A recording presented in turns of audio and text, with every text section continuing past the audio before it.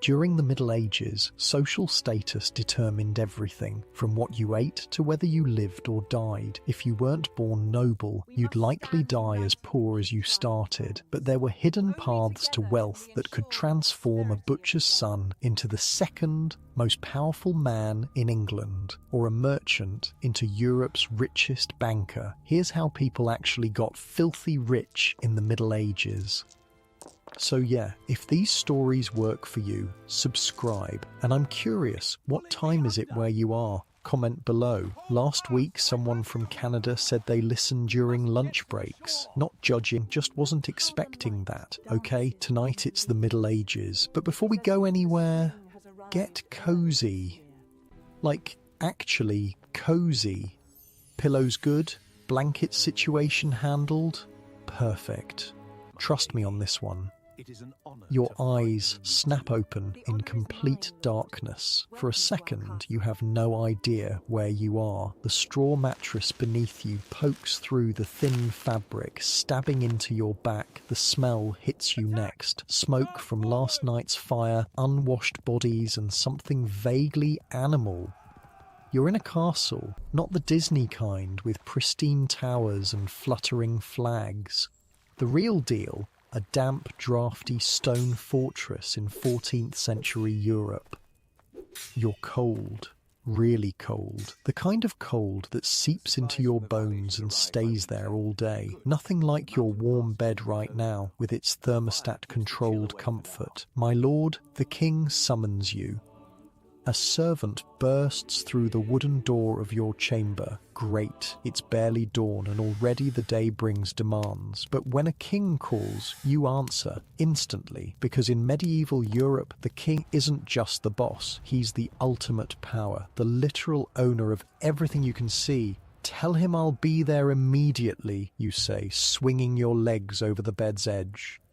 As you dress in your finest clothes, which, let's be honest, probably haven't been washed in months, let me explain how wealth worked for the medieval fighting class. See, medieval society operated on what they called the three estates: those who fight, those who pray, and those who work. And if you wanted money, power, and a shot at dying of gout instead of starvation, being in the first group was your best bet. The medieval world wasn't big on social mobility. You think switching careers is hard now? Try being born a peasant in 1300. You're basically stuck, but within each estate, especially the fighters, there were ways to climb. Wait, you're probably thinking, fighting? How does that make you rich? I mean, have you seen what soldiers get paid today? Well, here's the thing about medieval wealth. It wasn't just about coins, it was about land. Whoever controlled the land controlled the people working it, and whoever controlled the people got a cut of everything they produced. At the very top of this pyramid sat the king, and boy, was it good to be king. Take Emperor Basil II of Byzantium. This guy ruled for 49 years from 976 to 1025, and he was so wealthy he makes modern billionaires look like they're scrounging for couch change. But unlike today's rich who flex with super yachts and space companies, Basil was actually pretty frugal with his personal stuff. You know what's funny about Basil, a scholar once told me. The guy was sitting on more gold than anyone alive and spent it all on his army instead of palaces. Medieval Jeff Bezos, but with actual troops. While other rulers blew their cash on fancy courts and banquets, Basil dumped his wealth into building the strongest military around. Smart move. Because he lived in a time when keeping your head attached to your shoulders was considered a successful retirement plan. And it worked. By the time he died, his empire was so financially stable it continued to thrive for decades. That's like if someone's 401k kept paying out for 3 generations after they died. Ridiculous levels of wealth. But here's the wild part about kings. Money wasn't even the most important form of their wealth. Sure, they had treasuries filled with gold, but their true power came from something less tangible: influence, loyal armies, land ownership, and control over trade routes. Think about it. What good is gold if someone with a bigger army can just take it? Kings understood that real power came from controlling systems, not just hoarding treasure. Now let's say you weren't lucky enough to be born king. The next best thing being a noble. Below the king were three ranks of lords: dukes, earls, and barons. These guys were known as tenants-in-chief because they got their land directly from the king. But here's the catch: the king could take it back any time. Talk about an unstable housing situation. In return for keeping their lands, nobles had to do two main things: show up to Parliament and fight for the king when called upon. But there was a limit. They only had to fight for 40 days each year. Anything beyond that, and they'd get paid extra. Medieval overtime, if you will. Picture this: you're an earl in 14th century England. Your morning view isn't a cramped apartment complex, it's miles of farmland, forests and villages, all producing income for you through rents. An earl could collect between $700 and $3,000 from his estates every year. That's roughly $420,000 to $1.8 million in today's money. Not bad, right? But one guy really took this to the extreme: Thomas, the second Earl of Lancaster, who died in 1322. This man wasn't just an earl, he was the Earl of Leicester, Derby, Lincoln and Salisbury all at once. In 1311, his annual income was around $11,000. Let me put that in perspective for you. That's equivalent to about 6.5 million today. From doing what exactly? Basically just owning land and collecting rent. The original passive income. So wait, you're probably thinking, why didn't everyone just become an earl? Well, that's the thing about medieval nobility. It was a closed club. You were either born into it or you needed some serious royal favour to get in. And speaking of royal favour, that was the fastest way to go from rich to mega rich. The closer you got to the king, the wealthier you were likely to become.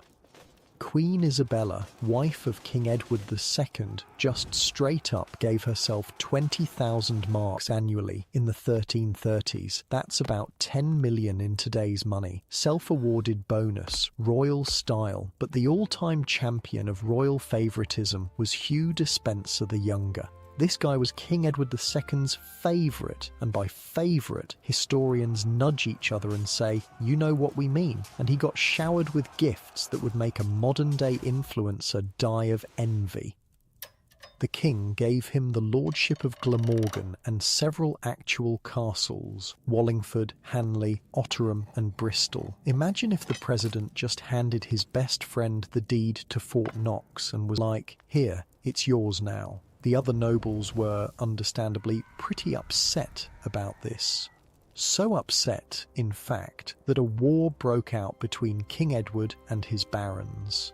During this conflict, Edward confiscated their lands and titles, making even more money for himself and the Despenser family. By 1326, the royal treasury contained $62,000, about 46.5 million today, all because the king liked this one guy a lot. Talk about return on relationship investment. A sudden bang on the door startles you from these thoughts. My lord, the king grows impatient. You hurry to finish dressing, fastening your cloak with a gold brooch that probably cost as much as a small farm. As you rush through the stone corridors, your boots echoing on the floor, you think about the next tier down in the medieval wealth hierarchy, the knights. Knights weren't just warriors in shining armour from the fairy tales. They were the middle management of medieval society. In 14th century England, there were about 500 of them.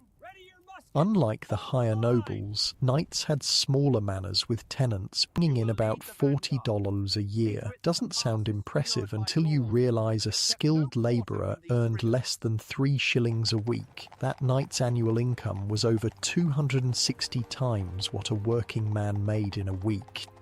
The thing about being a knight, though, you had to actually show up and fight when called. Combat was literally in the job description, but there was a financial upside to battle that they don't usually mention in the stories. Ransoms. Yeah, that's right. If you captured an enemy in battle, especially a noble one, you could basically hold them for ransom. Medieval hostage-taking, but make it classy.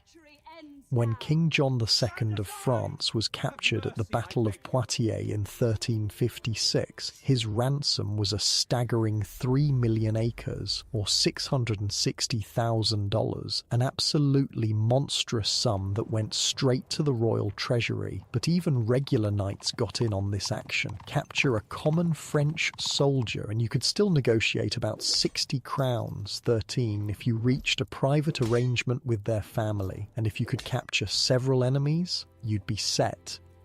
It was like playing Pokemon, a historian once told me. Gotta catch 'em all, but Pokemon are French nobles, and instead of experience points, you get actual castles. You're almost at the king's chamber now, your mind racing with thoughts of wealth and power. The guards nod as you approach, recognizing your noble status from your clothing and demeanor.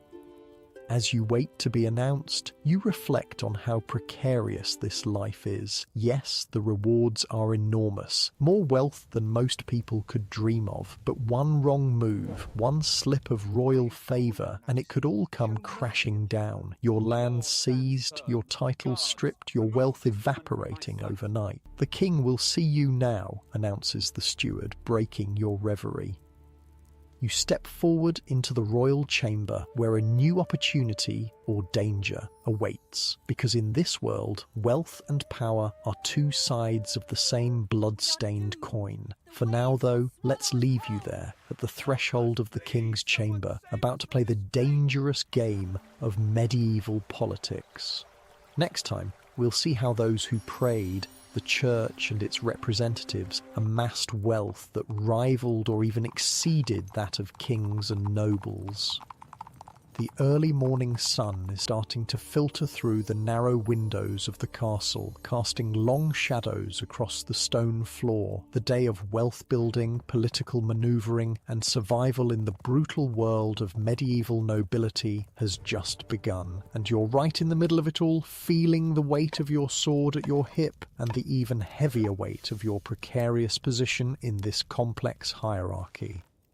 But don't worry too much. After all, you're safely tucked in your own bed now, centuries away from the cold, damp castles and dangerous politics of medieval Europe. Your wealth might not rival a king's, but at least no one's plotting to take your head. You step back from the king's chambers, your head spinning from the political manoeuvring required just to maintain your position. As you walk down the winding stone staircase, you pass a richly dressed man in flowing robes. Unlike you, he doesn't bow or show any particular deference to your noble status. He barely acknowledges you with a slight nod. This is Bishop Edmund, and he has no reason to grovel. In the medieval power structure, he answers to God and the Pope, not your king. And his wealth, it rivals yours, maybe even exceeds it. Welcome to the second path to medieval riches, the power of prayer. Or more accurately, the power of controlling prayer. If fighting wasn't your thing, maybe you weren't born to the right family, or perhaps you just weren't keen on getting stabbed. The church offered another route to power, influence, and yes, spectacular wealth. The church, I hear you thinking, aren't they supposed to be all about poverty and humility? Yeah, that was the theory. In practice, the medieval church was possibly the most successful business enterprise in history. Let's break down this second estate, those who pray, and see how they built wealth that would make modern megachurches blush with embarrassment. The system was simple and brilliant. Everyone, from the poorest peasant to the richest noble, believed their eternal soul depended on the church. And the church, helpful organisation that it was, set up a convenient payment structure to help you avoid eternal damnation. First, there were tithes, mandatory payments of 1/10 of your annual income or produce. Not a suggestion, not a give what you can, but a straight-up 10% tax on everyone. Imagine if Amazon could force every single person to hand over 10% of their earnings, no exceptions. Then came the special occasion fees. Getting baptized, that'll cost you. Want to get married? Open that purse. Dying and need a proper Christian burial? Hope your family has some coin saved up. And don't even get me started on indulgences, paying the church to reduce your time in purgatory. It was literally selling fast passes to heaven. But the clergy took vows of poverty, you might say. Well, individual monks and priests might have been poor, but the institution they served? Filthy rich. By the 14th century, the church in England owned more land than the crown, more than the king. Let that sink in. The money flowed upward, of course. While your local parish priest might live modestly, bishops and archbishops lived like nobles. The church had created a parallel aristocracy, complete with massive landholdings, private armies, and lavish residences. You continue your walk through the castle grounds and decide to visit the nearby abbey. As you approach, you're struck by the contrast between the military austerity of the castle and the soaring, ornate architecture of the abbey church. Gold gleams from the altar inside. Colourful stained glass, an extravagant luxury, filters sunlight into rainbow patterns on stone floors. This monastery is its own economic powerhouse, a medieval corporation with diversified income streams. In 14th century England alone, there were around 1,000 religious houses, including 650 monasteries, 200 friaries, 150 nunneries, and 700 hospitals. Each controlled vast tracts of land and operated as self-contained economic units. The truly impressive ones, like the Benedictine abbeys of Glastonbury and Westminster, had annual incomes exceeding $2,000, roughly equivalent to the earnings of a top-tier earl, not too shabby for institutions founded on principles of poverty. As you enter the abbey grounds, you see industrious monks tending perfectly organised gardens, working in the brewery, copying manuscripts and directing lay workers in various crafts. This isn't just a house of prayer, it's a medieval conglomerate. Brother Cellarer, you call out to a plump monk overseeing the loading of barrels onto a cart. He turns, recognising your noble status immediately. "My lord, what brings you to our humble monastery today?" Humble. Right. The wine he's loading is bound for markets across 3 counties. The monastery's wool will be sold as far away as Florence. Their honey, beer and cheese are renowned throughout the kingdom. "Just visiting," you reply. "The abbot is expecting me." The monk bows deeply. The abbot isn't just a spiritual leader, he's the CEO of this entire operation. In some places, abbots controlled territories so vast they were essentially independent rulers. Some even minted their own coins. As you walk toward the abbot's residence, a house far grander than most nobles could afford, you reflect on the clever business model of monasteries. They received donations of land from the pious, paid no taxes, used discounted labour or sometimes free labour from locals who believed they were earning spiritual credit, and then sold their products at full market rates. Plus, they were among the few institutions that could legally charge interest on loans when usury was otherwise forbidden to Christians. Banking, but make it holy. The abbot greets you in his private chambers, which are heated by a hypocaust system, an expensive luxury in medieval times. Exotic spices scent the air, and imported wine fills your cup.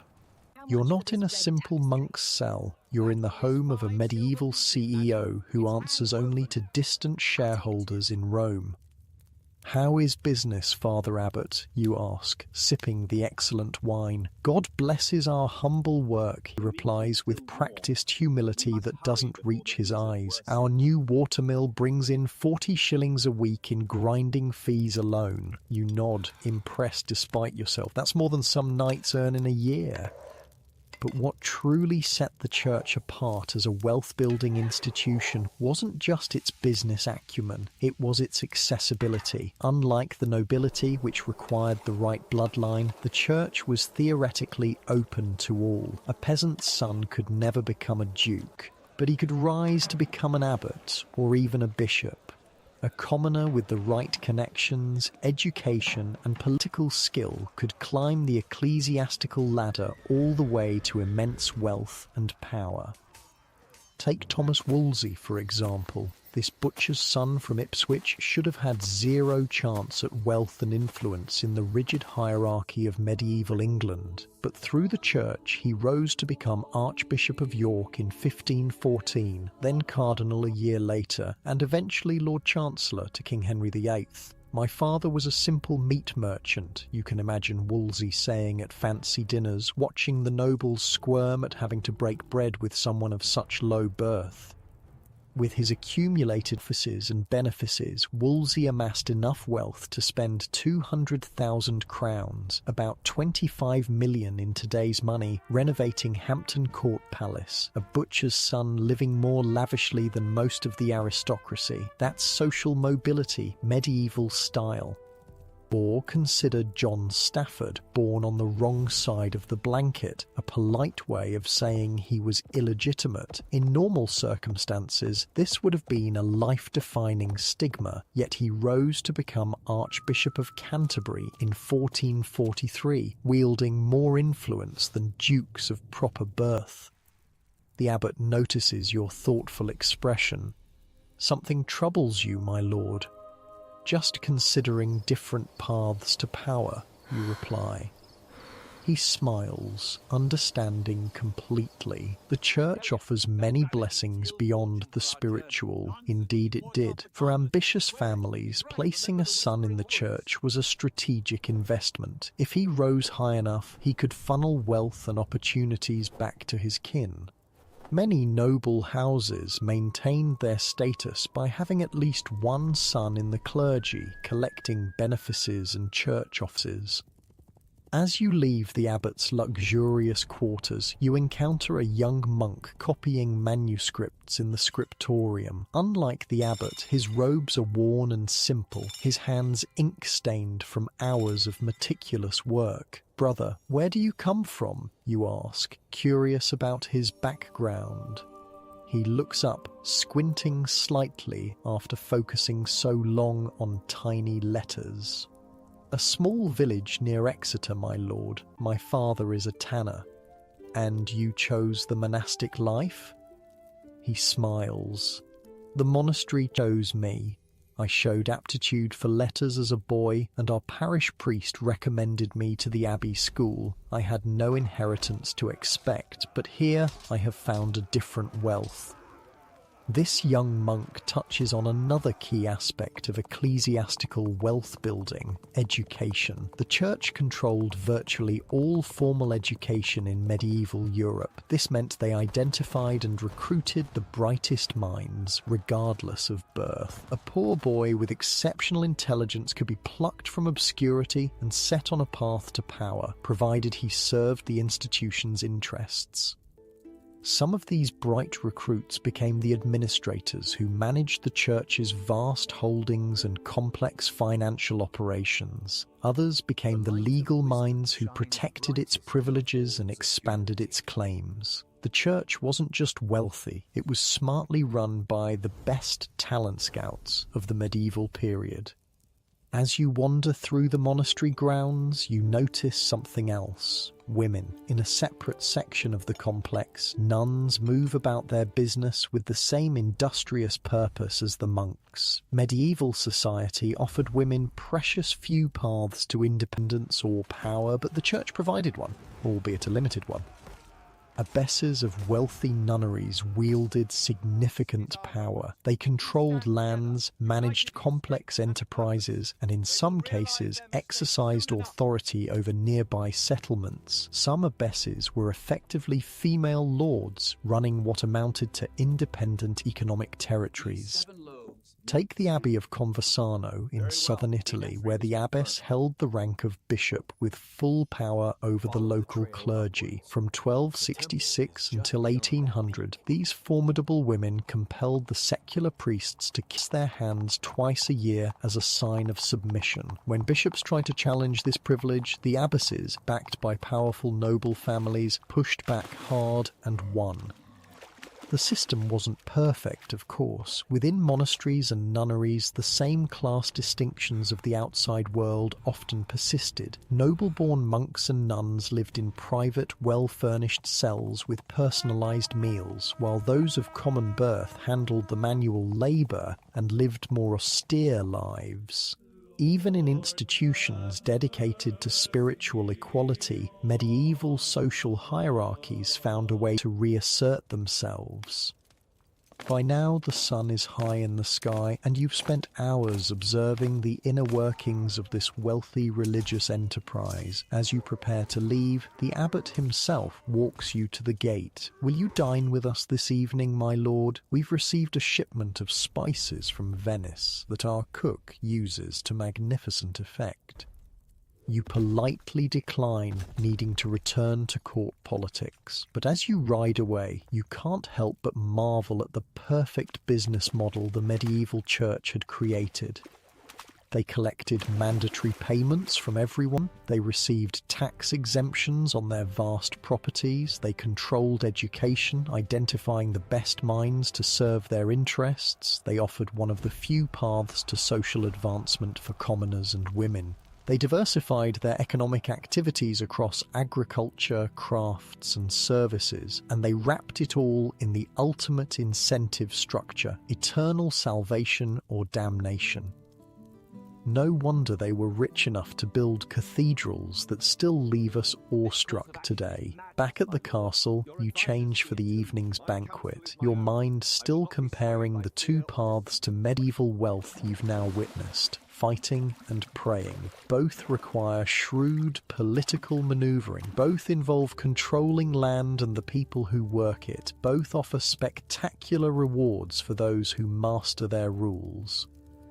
But there's a third path you haven't yet explored, one that would eventually transform medieval society and create new kinds of wealth that even kings would envy. Tonight, as you drift off to sleep in your comfortable modern bed, far from the political dangers of medieval courts and monasteries, consider how different your options would be in that world. Would you choose the sword, the cross, or perhaps the marketplace? The medieval merchant class awaits in your next journey through time. For now, rest easy knowing you don't have to pay tithes or kiss an abbess's ring, unless that's somehow part of your regular Tuesday routine. Morning breaks over the castle as you stir from your bed, the memory of last night's heavy feast still sitting in your stomach. You're not particularly looking forward to another day of court politics and noble posturing. On a whim, you decide to visit the nearby town instead. "Prepare my horse," you tell your servant, "and dress me plainly. I wish to observe the market unrecognized today." Your servant looks confused but knows better than to question you. Soon you're riding through the castle gates wearing simple clothes that won't immediately mark you as nobility.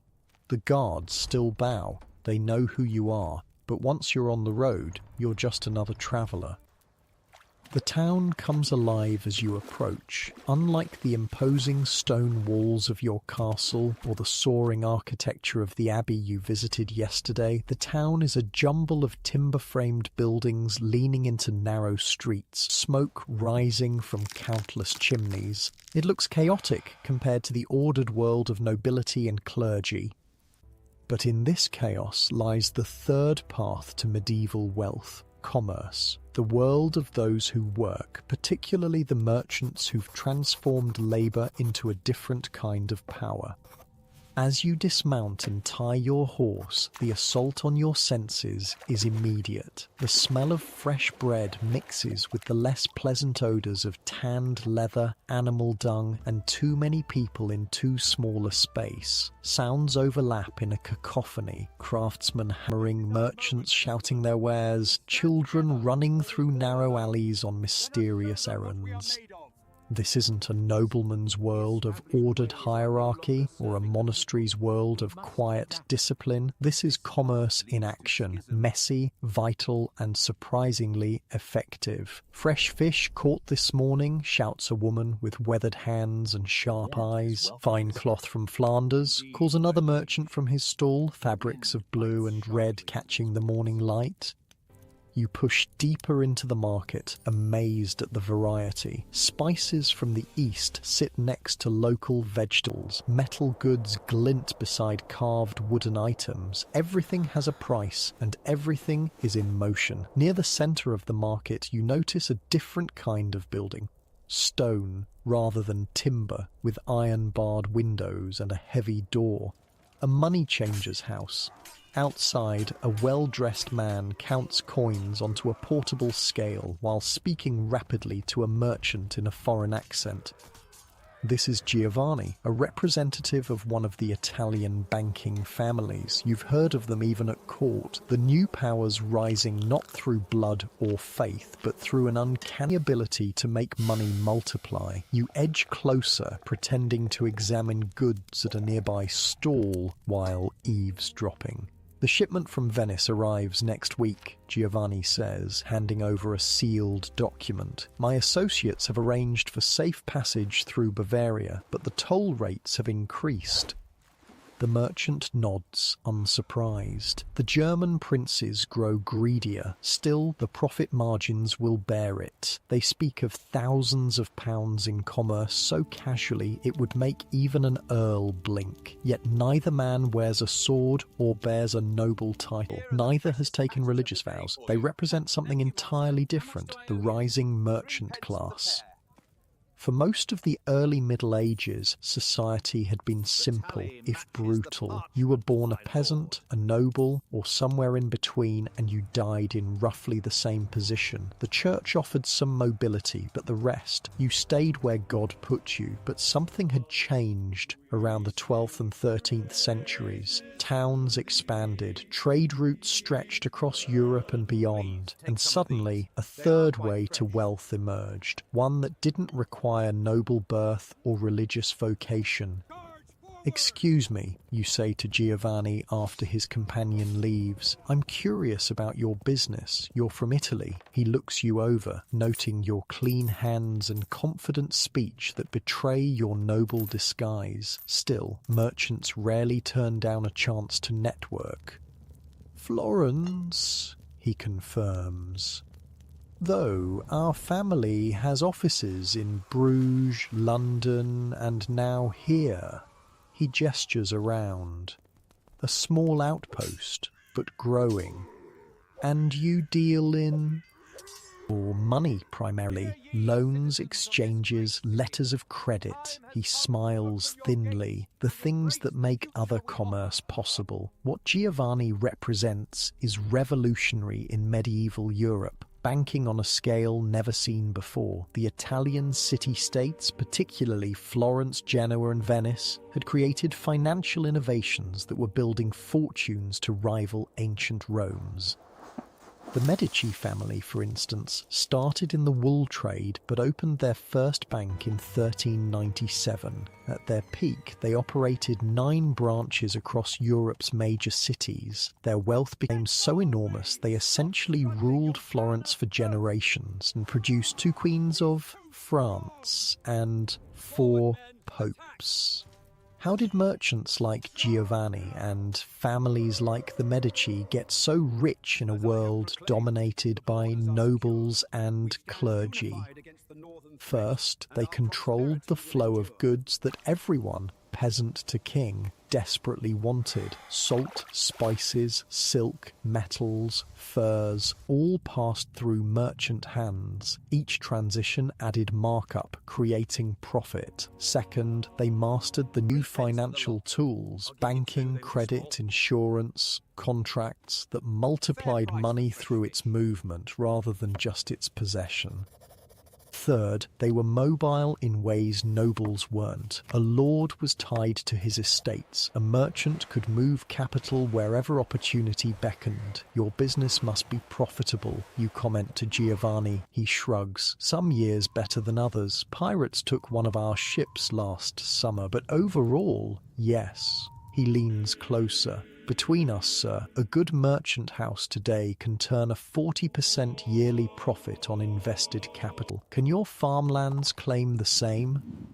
The truth is, they can't. Landed wealth is stable, but slow-growing. Merchant wealth compounds at rates that seem almost magical if you survive the considerable risks. As you thank Giovanni and continue through the market, you notice something else. The merchants don't look downtrodden like peasants. Many dress nearly as well as nobles, when sumptuary laws don't forbid it. Their homes, while in town rather than country estates, are often comfortable and well-appointed. They call that one Little King, a voice says beside you. An old woman has noticed you staring at a particularly grand merchant house. Started with one cart selling wool. Now he owns half the street and has a daughter married to a knight. This was the other revolutionary aspect of merchant wealth. It could, in a generation or two, transform into gentility. The traditional barriers weren't fully gone, but they had sprung significant leaks.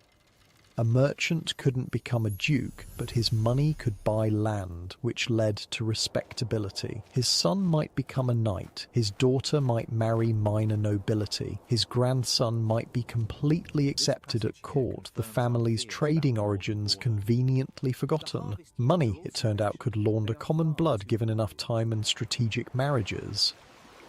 You make your way to a tavern as midday approaches, taking a seat in the corner to observe the room. Here, merchants and artisans gather, discussing business over ale and bread. Their conversation ranges from wool prices to shipping routes, from town politics to distant wars that might disrupt trade. The new road toll is highway robbery, complains a cloth merchant. Still cheaper than losing a whole shipment to bandits, counters his companion. I'd rather pay the Duke for protection than end up with nothing. This dynamic, protection money flowing upward to nobility in exchange for safe roads and legal frameworks, was another pillar of medieval commerce. Merchants needed the fighters for security, but were increasingly essential to them as well. Noble lifestyles required luxury goods and ready cash that merchants could provide. The tavern keeper approaches your table. "What'll it be, sir?" "Whatever meal you're serving today," you reply, "and some information, if you're willing." He eyes the coin you place on the table. "Information's my second best-selling product. What do you want to know?" "I'm curious about a man named Francesco Dattini, an Italian merchant. Have you heard of him?" The tavern keeper's eyebrows rise. The merchant of Prato? Everyone in trade knows that name. Started as an apprentice, built an empire, supposed to be as rich as a prince now. Francesco Dattini was indeed a legend, the poster child for medieval social climbing through commerce.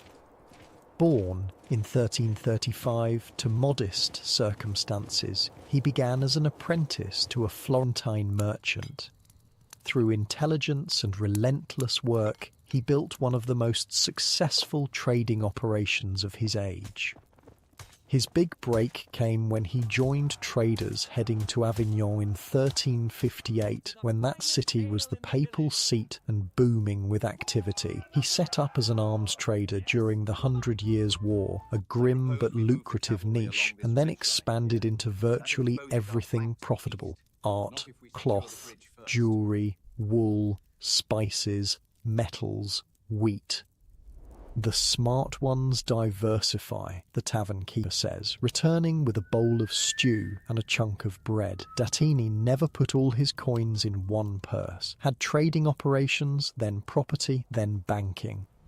That was the key insight. Successful merchants rarely stayed in just one line of business. They spread risk and seized opportunities across sectors. When Dattini finally returned to Florence with his fortune, he opened a bank and then expanded with branches in Barcelona, Valencia, Majorca, Pisa, and Genoa. From nothing to international finance in one lifetime. No wonder nobles both resented and envied the merchant class.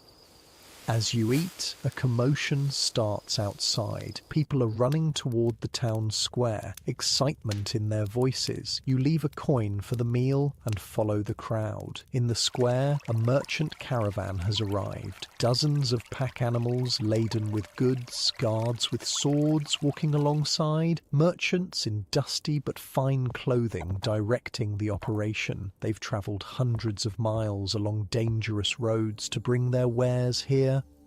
Black pepper from the east, silks finer than a noble lady's hair, ivory and amber and spices you've never even heard of. The crowd pulses with excitement. For townspeople, a major caravan is both entertainment and opportunity, a glimpse of the wider world and access to goods they couldn't otherwise obtain.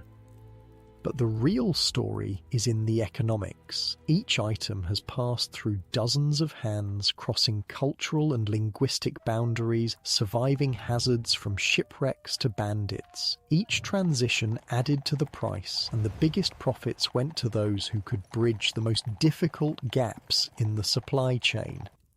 You watch as a merchant carefully unwraps a package of what must be saffron, worth more than its weight in gold. He'll sell small portions to local nobles, wealthy townspeople, and perhaps the abbey's kitchens. This is how merchants grew rich, connecting distant markets and exploiting price differences between them. Buy pepper where it's merely expensive, sell it where it's worth a fortune. Move wool from England to Flanders where it becomes cloth, then sell that cloth back to English nobility at a markup. The trick was surviving the very real dangers of medieval commerce. Ships sank, caravans disappeared, cities imposed arbitrary taxes, pirates and bandits preyed on every route, wars disrupted everything. A merchant might make 200% profit on one venture and lose everything on the next. As the caravan master oversees the unloading of goods, you notice something else. Documents, lots of them, letters, contracts, receipts, inventories. Medieval commerce ran on a sophisticated system of record-keeping and agreements that would have impressed a royal chancellor. Is that a bill of exchange, you ask, pointing to a document changing hands. The merchant looks surprised at your knowledge, but nods. From our Florence office, allows us to move money without moving actual coins. He studies you. You have an interest in finance, sir? Bills of exchange were revolutionary, essentially medieval checks that allowed merchants to deposit money in one city and withdraw the equivalent in another, avoiding the dangers of physically transporting large sums. They also cleverly circumvented church prohibitions against charging interest by building the interest into exchange rates. I'm interested in how fortunes are made, you reply honestly. Then you should know about the Templars, he says, lowering his voice slightly, or rather, their fate, a cautionary tale for any merchant who grows too rich. The Knights Templar had begun as warrior monks during the Crusades, but evolved into one of Europe's first international banking organizations. They received donations, held deposits, and managed transfers across their vast network of preceptories from England to the Holy Land. By the early 14th century, they were so wealthy that kings and nobles owed them staggering sums. When King Philip IV of France found himself deeply indebted to them, he took a ruthless approach to solving his financial problems. With the Pope's help, Philip accused the Templars of heresy, arrested dozens of them, tortured them until they confessed to imaginary crimes, and then executed them, you say, showing your familiarity with history. The merchant nods grimly and seized all their wealth in France, a convenient solution to his debts. The ultimate danger for merchants, you muse, becoming too rich for your own good. He shrugs. That's why the smart ones make friends in high places. Pay the right people, keep some wealth visible and more hidden, and remember that kings and lords still control the swords. As afternoon fades toward evening, you make your way back through the town, seeing it with new eyes. What had seemed like chaos now appears as a complex economic ecosystem, the blacksmith forging tools that farmers use to grow food that feeds everyone, the tanner preparing leather that becomes shoes that equip the traders who bring goods from afar, money and materials flowing in all directions, creating wealth through transformation and movement rather than mere possession. The medieval economy wasn't just nobles extracting from peasants, but a much more intricate dance, and those who could master its rhythms, who could see opportunities where others saw only risks, could rise from obscurity to influence in a single lifetime. Back on your horse, riding toward the castle as the sun begins to set, you reflect on the three paths to medieval wealth you've now witnessed: fighting, praying, working, each with its own rules, risks, and rewards.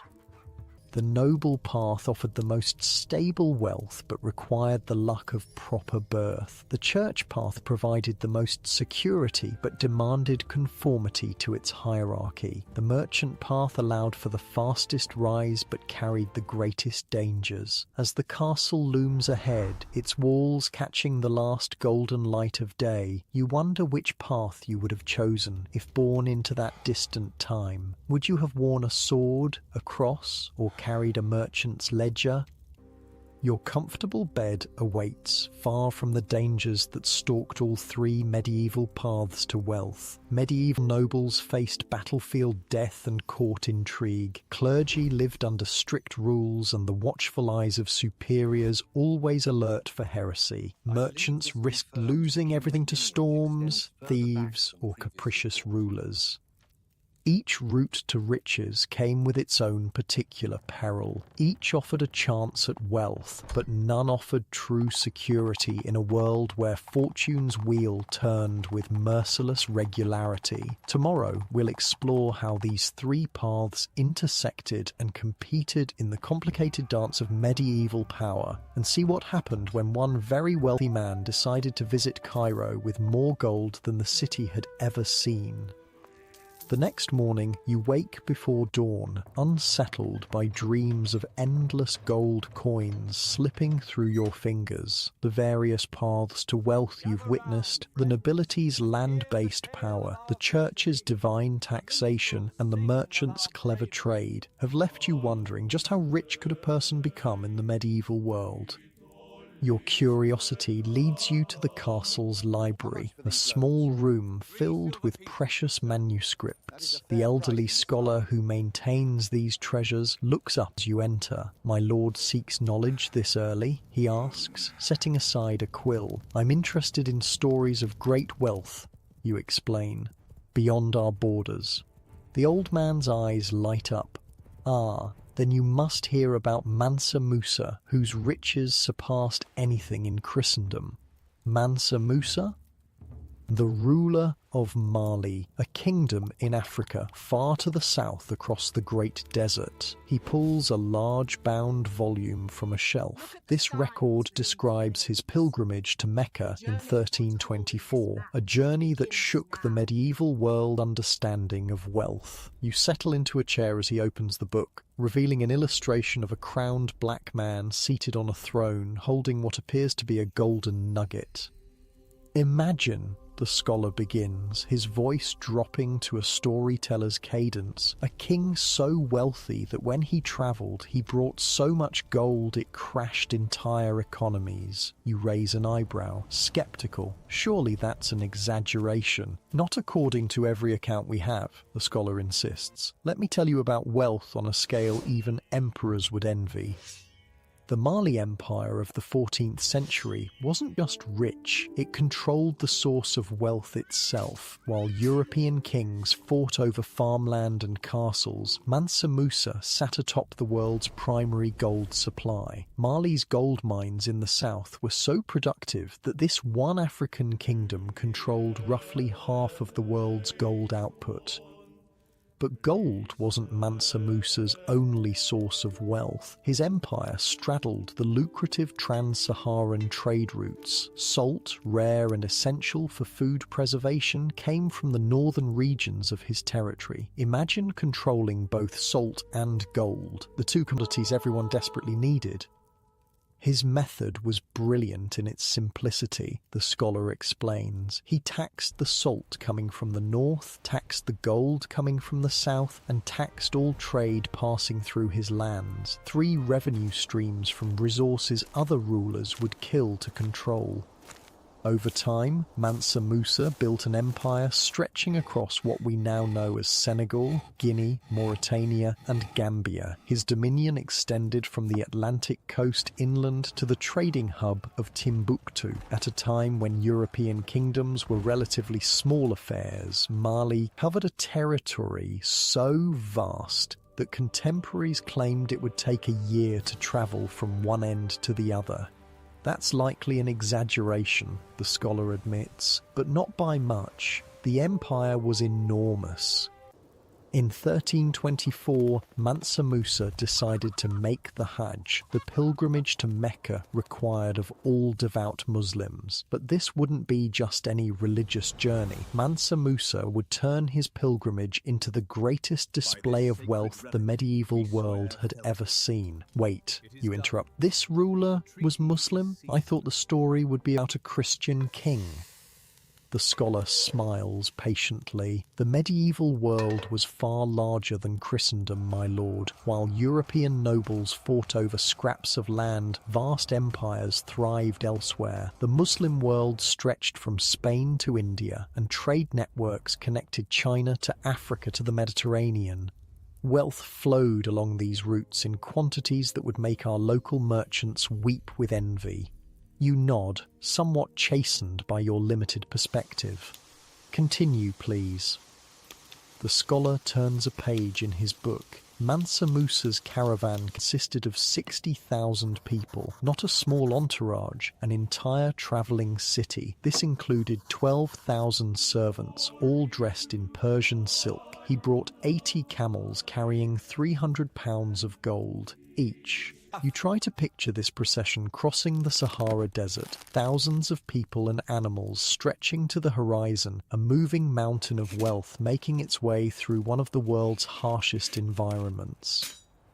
When this enormous caravan reached Cairo, the scholar continues, Mansa Musa did something extraordinary. He began giving away gold, not small amounts as diplomatic gifts, but with such lavish generosity that he accidentally devastated the Egyptian economy. How could giving away gold harm an economy, you ask?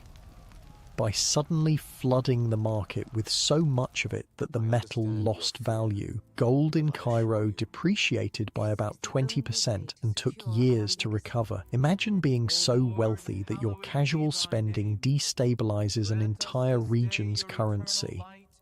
This story puts your previous explorations of wealth into stark perspective. The richest European nobles might own vast estates. The church might control substantial assets across Christendom. Merchants might amass impressive fortunes through trade, but none approach the concentrated wealth of Mansa Musa. The Arab historian al-Umari, who visited Cairo a decade after Mansa Musa, reported that the people still talked about the Mali king's visit, the scholar says. The gold he distributed was still in circulation, and stories of his generosity had become legendary. But where did all this gold come from? The scholar explains that Mali's wealth originated primarily from its control over the gold mines in Bambouk and Bure. Unlike European rulers who primarily taxed agricultural production, Mansa Musa derived his wealth directly from mining operations and trade taxation. The miners would pan for gold in streams or dig it from the earth, the scholar explains. The gold would then be transported along protected routes to trading hubs like Timbuktu, where it would be exchanged for salt, textiles and other goods from across the Sahara. At every step, Mansa Musa's officials collected taxes. This system created incredible wealth, but it wasn't just the result of lucky geography. Mansa Musa built upon the structures established by his predecessors, particularly Sundiata Keita, the founder of the Mali Empire. He invested in security to protect trade routes, established diplomatic relationships with neighboring powers, and created a sophisticated administrative system to manage his vast territories. In many ways, the scholar observes, he combined all three paths to wealth we know in Europe. Like our nobility, he controlled vast territories through military power. Like our church, he integrated religious authority in governance, building mosques and Islamic universities that attracted scholars from across the Muslim world. And like our merchants, he understood the value of trade networks and market control. You rise from your chair and walk to the window, looking out over the castle grounds as you digest this information. Beyond the walls, you can see the town where you walked yesterday, its modest market a pale shadow compared to the trading empires the scholar described. Why haven't I heard these stories before, you ask? We speak of Solomon's riches or Roman emperors, but rarely of African kings. The scholar sighs. Distance, my lord, and perspective. We know what touches our world directly. Mali's gold reaches us through so many hands that its origin becomes obscured, and we tend to measure wealth by what we value. Land, castles, armies. Mansa Musa's power manifested differently, though no less impressively. You return to your seat as the scholar turns to another page, showing a map with trade routes crisscrossing Africa and connecting to the Middle East and Europe. After his pilgrimage, Mansa Musa returned to Mali with architects and scholars from his travels. He built mosques and universities in Timbuktu and other cities, transforming them into centers of learning that rivaled any in the world. Students came from across Africa and the Middle East to study in these institutions. This investment in knowledge created another form of wealth, intellectual capital that further strengthened Mali's position. While European universities were still developing, Timbuktu housed libraries with thousands of manuscripts covering astronomy, mathematics, medicine, and literature. Wealth that lasts, the scholar notes, often transforms into something beyond mere gold. The truly rich build institutions, fund knowledge, create art. Their influence outlives their mortal span. As noon approaches, you thank the scholar for his insights and leave the library, your mind racing with new perspectives on wealth and power. The story of Mansa Musa offers a glimpse of how the principles of wealth building you've observed operate on a truly grand scale. Crossing the castle courtyard, you encounter a merchant who has come to sell luxury goods to the nobility. His cart contains spices, silks, and small items made of gold, the very kind of goods that might have travelled along those ancient trade routes, perhaps even originating in or passing through Mali. My lord, he bows, would you care to examine these pepper grains? From lands far to the east, very rare. You pick up a small pouch, thinking about the journey these tiny seeds have made, passed from hand to hand, increasing in value with each transaction, crossing boundaries of language, religion and empire. By the time they reached your remote corner of Europe, their price had multiplied many times over. How much, you ask? For you, my lord, only 6 silver pennies. A labourer might work 2 weeks for that amount. These small spices represent a microcosm of how medieval wealth moved and grew. Tell me, you ask the merchant as you hand over the coins, have you heard of a place called Mali? The merchant's eyes widen slightly. The Gold Kingdom beyond the desert? All merchants know that name, though few ever travel there. They say its ruler bathes in gold dust and eats from golden plates. Probably exaggerated, but the gold that flows from those lands is real enough. Even here, thousands of miles from Africa, Mansa Musa's realm has a reputation that inspires awe. As you continue your day, moving through the familiar rhythms of castle life, you find yourself seeing everything differently. The gold thread in a noblewoman's embroidery, the coins changing hands in the courtyard, the gilded cross in the castle chapel, all connected to global systems of production, trade, and wealth accumulation that stretch far beyond your immediate world. That evening, as you dine in the great hall, you study the assembled nobility with fresh eyes. Their power, derived from land and hereditary titles, seems suddenly provincial compared to the vast trading networks and resource wealth you've learned about. The earls and barons who impressed you just days ago now appear as minor players in a much larger game of wealth and influence. A visiting bishop sits at the high table, his robes marking him as a man of considerable ecclesiastical rank. Yesterday, you might have seen him primarily as a spiritual authority. Today, you recognize him as a power broker in an institution that has mastered its own path to wealth. And at the lower tables, the merchants and guild representatives who've been invited to dine, once easy to overlook amid the splendour of nobility, now catch your attention as potential players in wealth creation systems that might someday rival the traditional powers. After the meal, you find yourself in conversation with the bishop, who has travelled widely in service to the church. I've been reading about Mansa Musa today, you tell him, his pilgrimage to Mecca and the gold of Mali. The bishop nods thoughtfully. A remarkable display of earthly treasure. I spoke with a colleague who witnessed part of his procession through Cairo. He said the Mali king's generosity was matched only by his piety, building mosques along his route and making substantial donations to the poor. Is it true he destabilized Egypt's economy with his spending? So they say. Gold flowed so freely that its value dropped considerably. Merchants raised their prices in response, creating a kind of inflation that lasted years. The bishop leans closer. But what struck my colleague most wasn't just the quantity of gold, but how casually it was distributed, as if Mansa Musa's mines produced so much that he could afford such generosity without concern.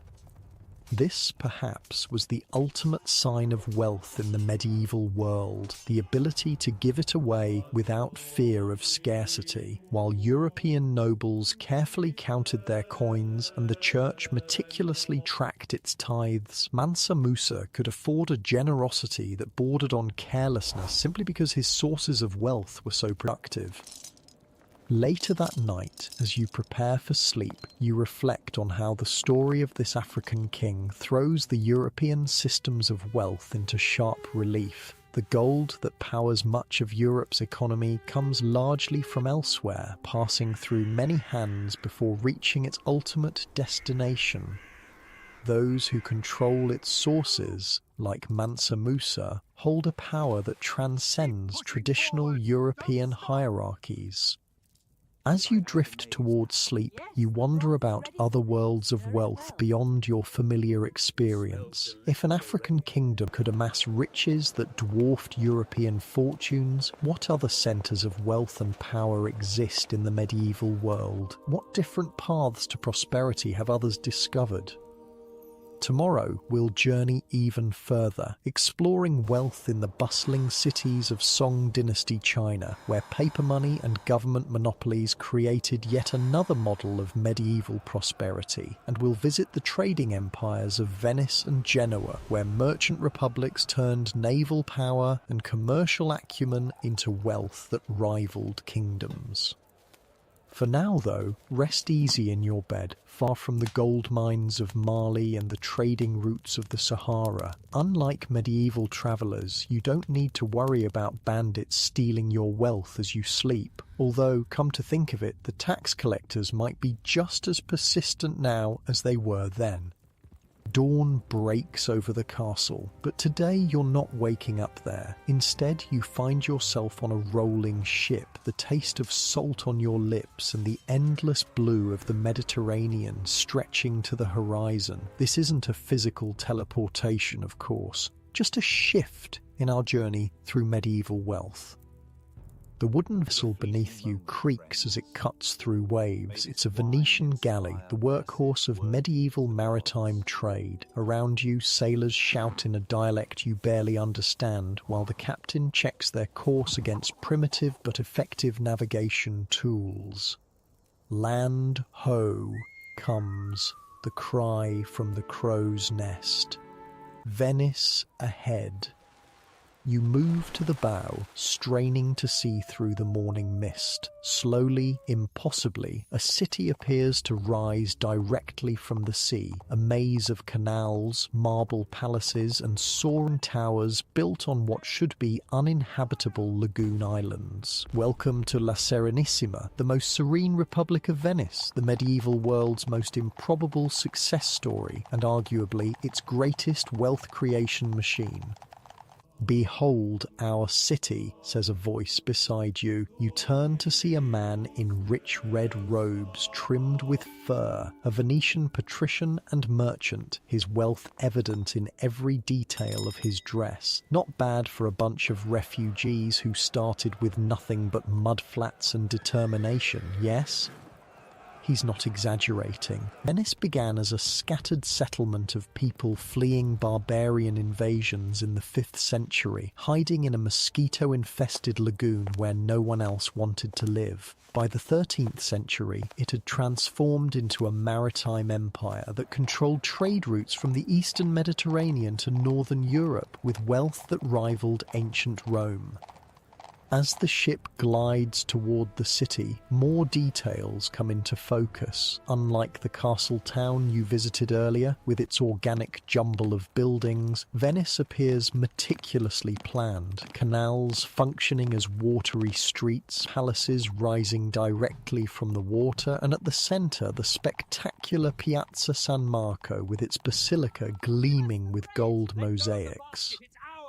"Our wealth comes from the sea, not the land," the patrician explains as your ship enters the Grand Canal. "We have no fields to plough, no forests to cut. Instead, we connect worlds." This is the 5th model of medieval wealth building you're witnessing. The Maritime Republic. Neither a traditional feudal kingdom nor a church state, Venice created its own path to riches. The ship docks, and you follow your patrician guide through a city unlike any other in medieval Europe. Everywhere, evidence of extraordinary prosperity surrounds you. Marble-faced buildings, shops filled with exotic goods, well-fed citizens dressed in fabrics that would be considered luxurious elsewhere. "How did you build such wealth?" you ask, marvelling at a display of spices from the East that would cost a fortune in your homeland. The patrician stops walking and considers his answer carefully. "4 pillars support our republic's prosperity," he says, counting on his fingers. "First, geography. We sit at the crossroads of trade routes between East and West. Second, naval power. Our fleet protects our merchants and deters competitors. Third, political stability. Our unique system of government prevents any single family from seizing power. And fourth, financial innovation. We've created tools to multiply wealth beyond what traditional kingdoms can achieve." He leads you to the Rialto, Venice's commercial heart. Here, merchants gather to trade, exchange currencies, arrange shipping, and finance new ventures. The bustle is astounding. Hundreds of transactions occurring simultaneously, goods from around the known world changing hands. Couriers rushing with messages about ships arriving or departing. Or see that building? The patrician points to an imposing structure nearby. The Banco Giro, one of the world's first public banks. You can deposit gold there and receive credit notes to conduct business. No need to carry heavy coins that might be stolen or lost at sea. This financial innovation seems simple today, but was revolutionary in the medieval period. By creating secure banking systems, Venice and other Italian city-states developed a commercial infrastructure that accelerated trade and made complex international transactions possible. And over there, he continues, merchants are bidding on shares of upcoming trading voyages. Invest in a quarter of a ship's cargo. Spread your risk across multiple ventures. If one sinks, you don't lose everything. This was another breakthrough, the Commenda, a predecessor of modern investment partnerships. It allowed those with capital to fund those with commercial skills, sharing both risk and profit. A merchant didn't need to be born wealthy to succeed. He just needed to prove his abilities and attract investors. Your guide introduces you to a younger merchant finalizing such a deal. This is Marco, just starting his career. He has expertise in Eastern markets but little capital of his own. Through the Commenda, he'll captain a trading voyage with other people's money. If successful, he keeps a quarter of the profits. Marco bows slightly. My father and uncle began the same way. Now they own palaces on the Grand Canal. That's another difference between us and feudal kingdoms, patrician explains as you continue walking. Here, a man's son isn't guaranteed his father's position. Each generation must prove itself anew, and someone born with nothing, like Marco's family once was, can rise to the highest circles if they have skill and some luck. Venice wasn't alone in creating this new model of wealth. As your day continues, you find yourself magically transported to another maritime republic, Genoa, Venice's great rival on the Italian coast. If Venice impresses with its otherworldly beauty, Genoa strikes you with its raw commercial energy. Built on steep hillsides overlooking a perfect natural harbour, the city seems to cascade down to the sea. Unlike Venice's carefully planned layout, Genoa is a tangle of narrow streets and tall stone towers built by competing merchant families for both prestige and defence. We call it La Superba, the proud one, explains your new guide, a Genoese merchant with calloused hands and shrewd eyes. Not as pretty as Venice, perhaps, but just as rich, sometimes richer. The rivalry between these two maritime republics was legendary. For centuries, they competed ferociously for control of Mediterranean trade routes, sometimes through commercial tactics, sometimes through outright naval warfare. Both built colonial networks across the Mediterranean and Black Seas, establishing trading posts in places as far-flung as Crimea, Constantinople, and North Africa. Venice has its lagoon, but we have something better, your Genoese guide boasts as he leads you to a massive stone building near the harbour, the Bank of San Giorgio, the most powerful financial institution in the world. Founded in 1407, the Bank of San Giorgio represented a financial innovation even beyond what you saw in Venice. It functioned as a deposit bank, a public debt management office, and even governed some of Genoa's overseas territories. Its operations were so sophisticated that it has been called the world's first modern bank. The city's debt is converted into shares, the merchant explains. Investors receive interest payments and other privileges. Even small artisans can participate, binding everyone's financial interests to the Republic's success. This financial engineering created a stable investment vehicle and gave Genoa a steady source of capital for commercial ventures. While feudal kings were begging, borrowing, or extorting funds for their wars, Genoa had developed a sustainable financial system that made capital readily available for profitable enterprises. But our greatest achievement, the Genoese merchant says with evident pride, was breaking into the Saharan gold trade that you learned about yesterday. In the late 13th century, Genoese merchants established a trading post at Kaffa in modern-day Ukraine, creating a critical link to the eastern end of the Silk Road. From there, they gradually worked their way into the trans-Saharan trade networks that had previously been dominated by Arab and Berber merchants. We made agreements with the Mongol Khans controlling the eastern steppe, the merchant explains. This gave us access to gold, silk and spices flowing from China and Central Asia. Then we established relations with North African ports, giving us a back door into the Saharan gold trade coming up from Mali and other African kingdoms.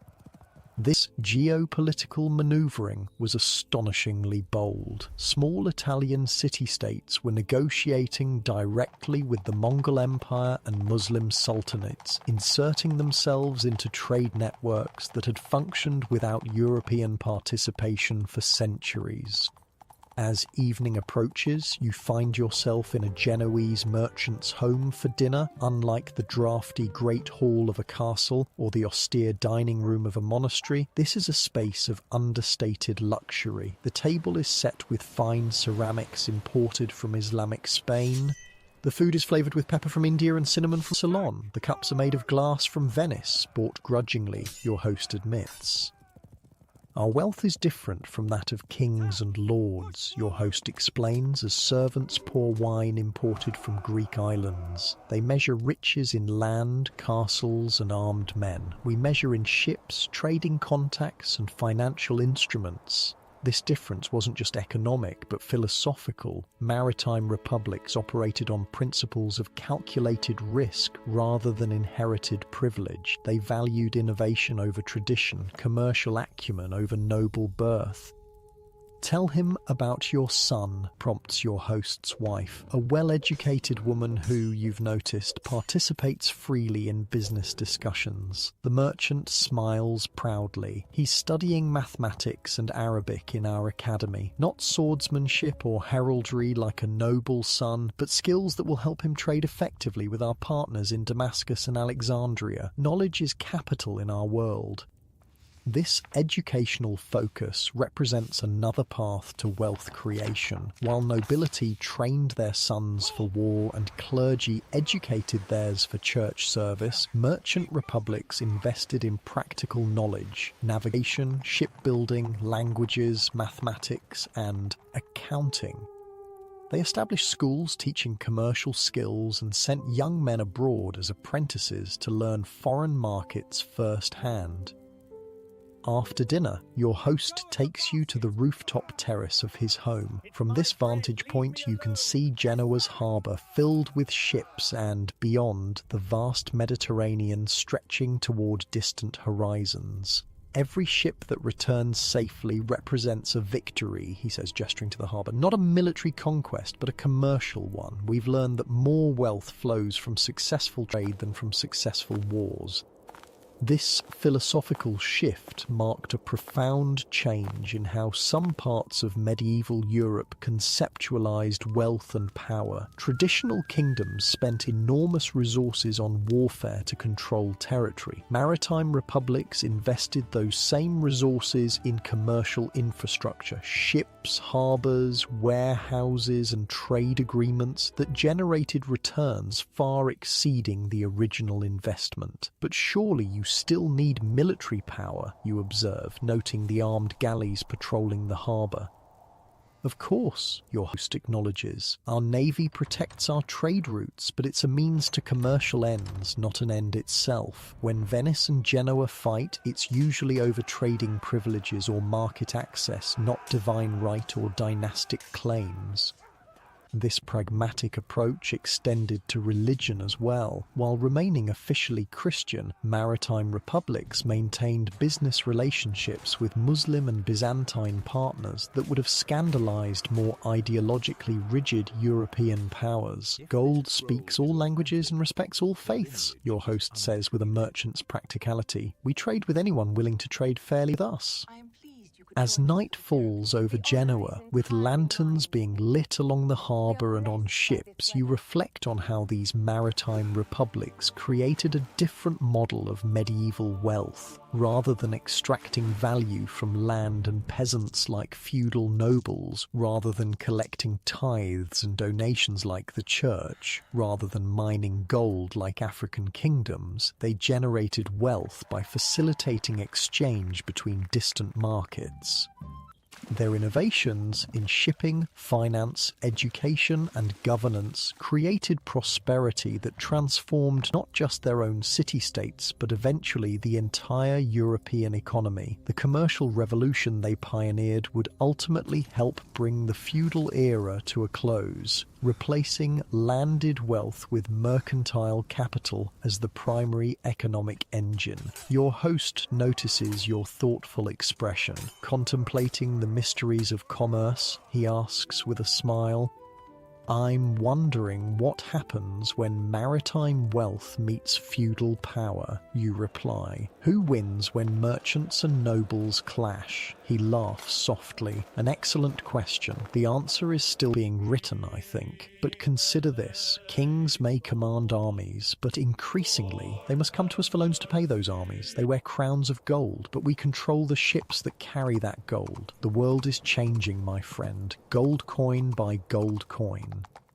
As you drift off to sleep that night, back in your comfortable modern bed far from medieval Genoa, you might wonder about these competing systems of wealth creation: land-based nobility, tithe-collecting clergy, gold-controlling kingdoms, and trade-facilitating maritime republics. Each found different paths to riches in the medieval world, each with their own strengths and vulnerabilities.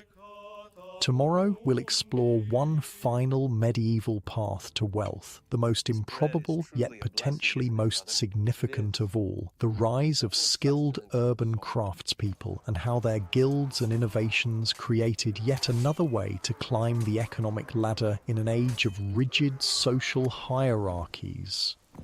For now, though, rest easy on your pillow, far more comfortable than anything even the wealthiest Venetian doge or Genoese merchant could have enjoyed in their marble palaces. The morning light filters through a high window, casting a golden glow on your hands. These aren't the soft hands of nobility or the ink-stained fingers of a cleric. Today, they're the calloused, powerful hands of a master craftsman. You flex them experimentally, feeling the strength built from years of skilled labour. You're in a workshop in one of medieval Europe's bustling urban centres, perhaps Florence, Bruges, or Nuremberg. The space around you hums with purposeful activity. Apprentices sweep the floor and prepare materials. Journeymen work on commissioned pieces under your guidance. The air smells of raw materials, particular to your craft. Maybe the tangy scent of hot metal if you're a goldsmith, the earthy richness of leather if you're a cordwainer, or the dusty sweetness of wood if you're a carpenter. This is the sixth path to medieval wealth, the way of the skilled urban craftsperson. Not as flashy as a king's gold mines, not as politically powerful as church offices, not as adventurous as a merchant's sea voyages, but a steadier, more accessible route to modest prosperity that offered surprising opportunities for advancement. Master.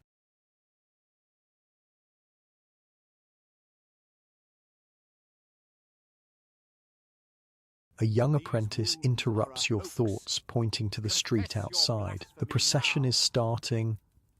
You nod and set aside your tools. Today is your guild's feast day, a celebration of your patron saint and a rare opportunity to publicly display the wealth and influence your craft organization has accumulated. You don a rich wool coat, far finer than anything a rural peasant could dream of owning, and join your fellow guild members gathering in the street.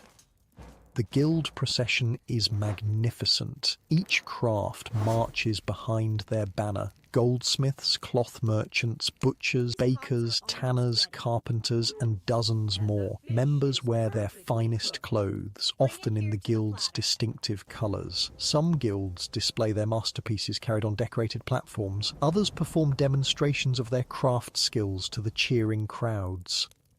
Quite the spectacle, observes a voice beside you. It belongs to Heinrich, a merchant visiting from another city. Your Weavers' Guild must be among the wealthiest in town. You nod with pride. Third wealthiest after the goldsmiths and cloth merchants. Not bad considering my grandfather arrived here with nothing but the clothes on his back and a knowledge of textiles from his homeland.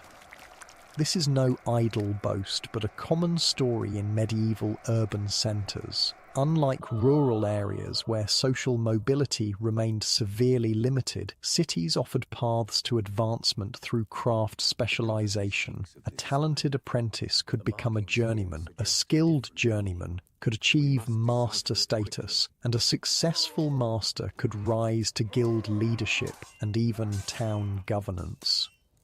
The cloth trade has been good to this city, Heinrich comments as you watch the colourful procession. I've heard your guild members sit on the town council. 7 out of 12 council seats, you confirm. The mayor himself was once a weaver's apprentice.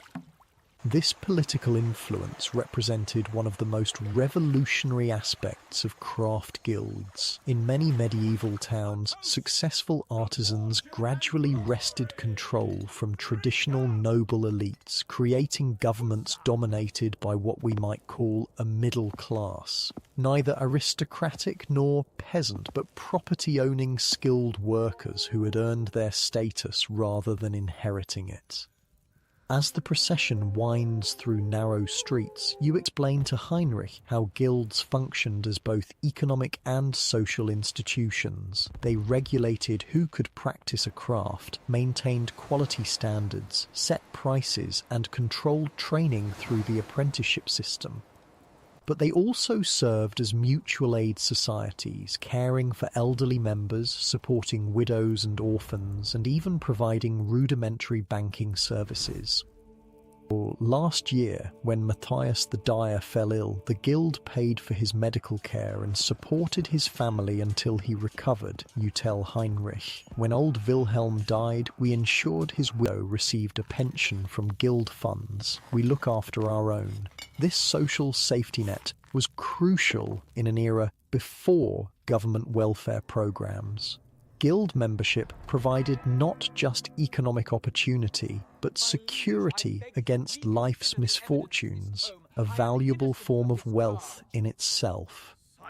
After the procession, you invite Heinrich to continue the celebration at your home. Unlike the peasant hovels of the countryside, or even the crowded tenements of poorer urban residents, your house is substantial. 3 stories of half-timbered construction, a street of similar homes owned by other successful artisans.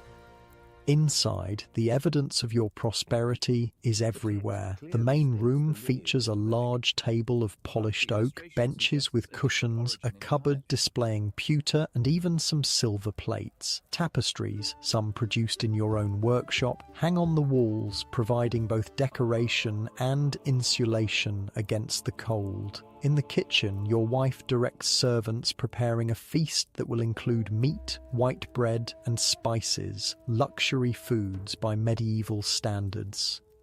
You live better than some minor nobles I've visited, Heinrich remarks, accepting a cup of wine.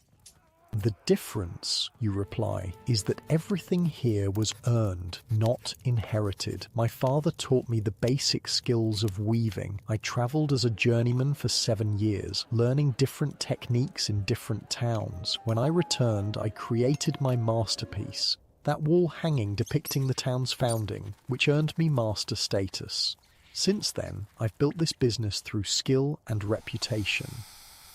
This meritocratic element distinguished urban craft wealth from aristocratic fortunes. While noble status came from birth and land ownership, craft status derived from demonstrable skill and business acumen. A master craftsman had to prove his abilities to his peers before earning the right to open his own workshop and train apprentices.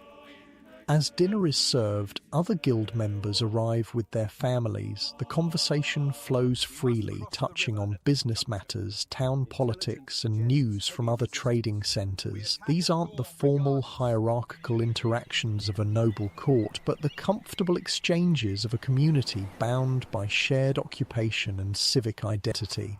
Tell Heinrich about Anton's new commission, suggests your wife, as she supervises the serving of a roasted capon.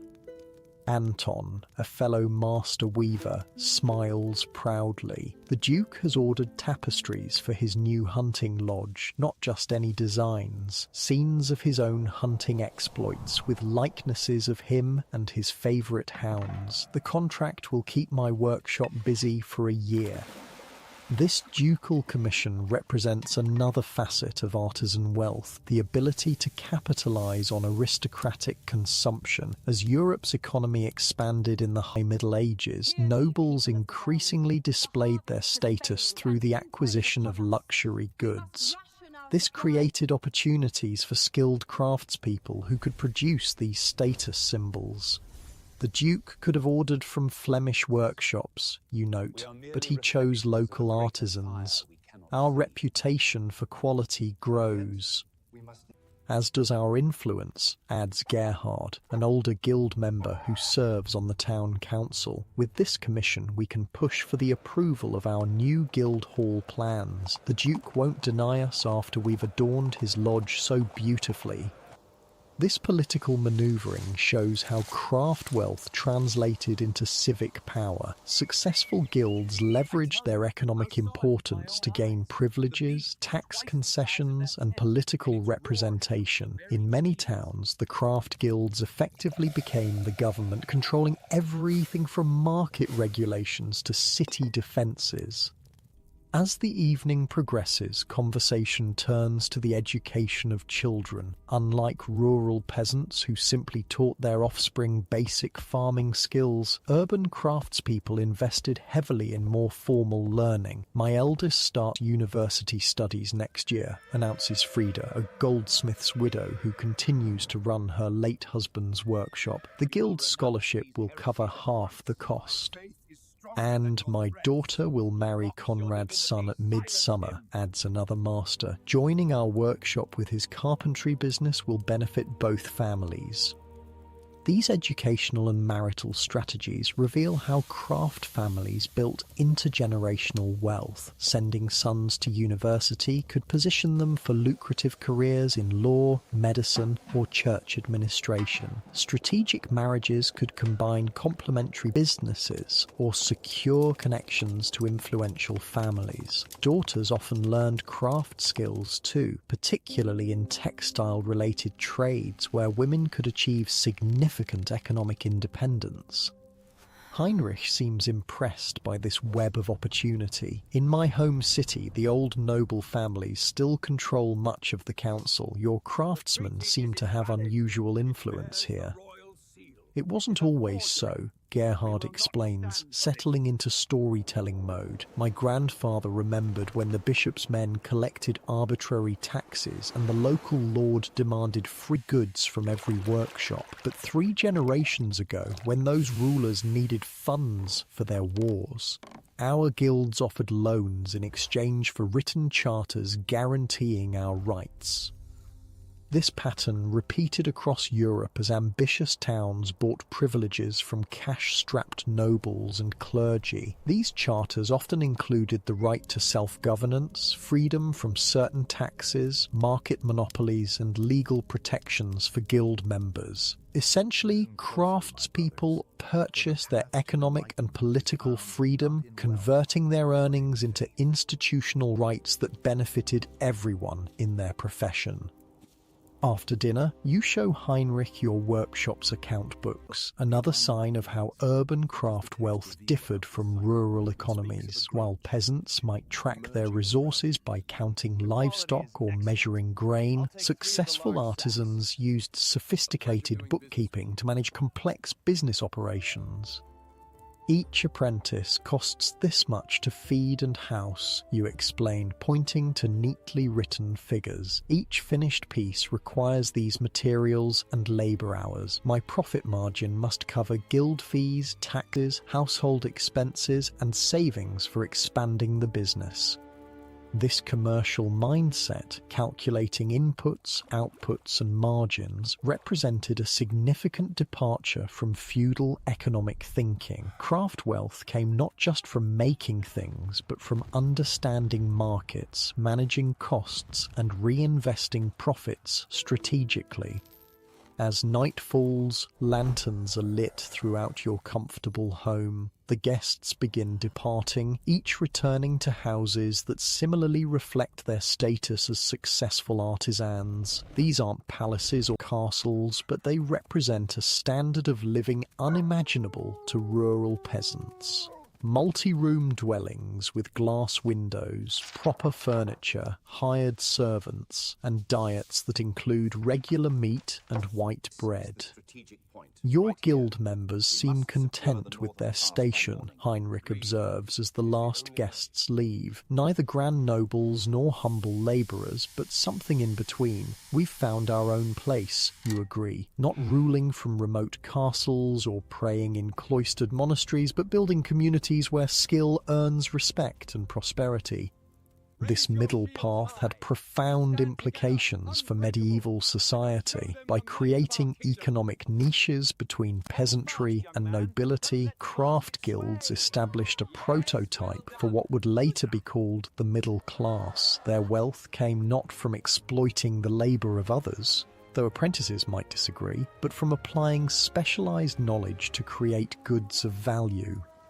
Before Heinrich leaves, you show him one final aspect of craft wealth, your workshop's masterpiece collection. These are the exceptional works created by journeymen to demonstrate their readiness for master status, preserved as both guild history and quality benchmarks. Each piece represents years of training, you explain, pointing out the intricate weaving patterns, complex colour work, and flawless execution. Not just technical skill, but artistic vision and problem-solving ability. This is the true wealth of our craft, knowledge passed down and improved upon for generations. This intangible asset, accumulated craft knowledge, may have been the most revolutionary form of medieval wealth. Unlike land that could be seized by force or gold that could be stolen, specialized craft skills resided in the minds and hands of practitioners. It could only be acquired through years of training and could travel wherever the craftsperson went. If a city became oppressive or economically depressed, skilled artisans could simply relocate to more favourable locations, taking their valuable knowledge with them. This mobility gave craft guilds significant leverage. Towns competed for skilled artisans by offering tax incentives, political rights, and favourable business conditions. A master craftsman with a reputation for quality work might receive offers from multiple cities, each promising better terms than the last. As you bid Heinrich goodnight, you reflect on the peculiar security of your position. You're not as wealthy as a great merchant or noble lord, but your prosperity rests on foundations they might envy, skills that can't be confiscated, a community that provides mutual support, and a political voice in local governance. Safe travels, you tell your guest as he departs into the torchlit street. Perhaps next year you'll visit during the trade fair, when craftspeople from 20 towns display their finest work. I would like that, Heinrich replies. Your city shows what's possible when those who work with their hands also have a hand in governance. As the sound of Heinrich's footsteps fades into the night, you secure your home, locking doors and checking that the fire is safely banked. Tomorrow brings another day of workshop management, apprentice training, and guild responsibilities. Your wealth doesn't allow the leisure of nobility, but it provides something they often lack: the satisfaction of creating tangible value through skilled labor. Lying in your bed, more comfortable than a peasant's straw pallet, but less grand than a noble's canopied expanse, you consider the different forms of medieval wealth you embody. You possess material comfort, social standing, political rights, specialized knowledge, and membership in a supportive community. Not the dazzling riches of kings or the vast land holdings of great lords, but a more accessible prosperity that rewards skill, diligence, and business sense. In your own way, you've solved the riddle of medieval social advancement, finding a path between the rigid categories of those who fight, those who pray, and those who work. You've become something different, one who creates, one who trades, one who builds not just products but institutions that might outlast kingdoms. And in your warm, secure home in a self-governing town, surrounded by the fruits of your skilled labor, you've achieved something even the wealthiest medieval king might envy: a life largely of your own making. Rest easy now in your modern bed, far more comfortable than even the finest medieval craftsman could imagine. Tomorrow we'll explore our final path to medieval riches, the dangerous but potentially lucrative world of medieval adventurers, mercenaries, and treasure hunters who gambled everything on high-risk, high-reward enterprises at the margins of medieval society.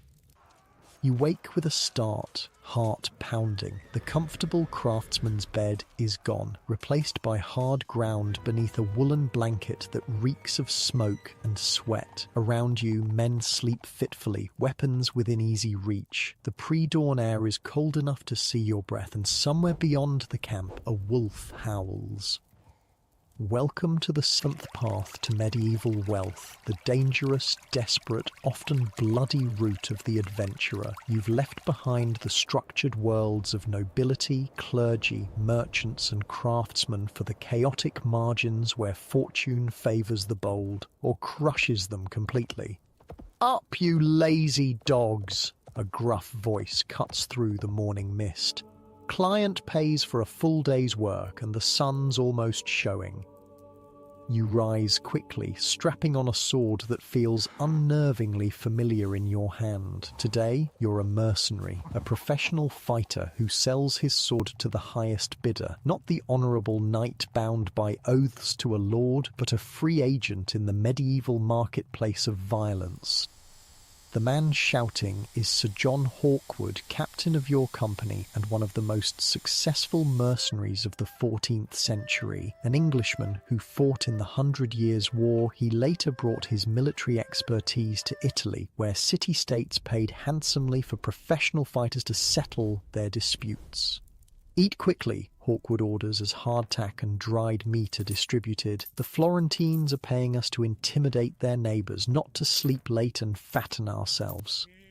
Though he sounds harsh, you know Hawkwood is actually one of the more reliable mercenary captains. Born to a humble leather tanner in Essex, England, he transformed himself through military skill into Giovanni Acuto, a respected condottiere who eventually became a knight, married into Italian nobility, and amassed enough wealth to rival established aristocrats.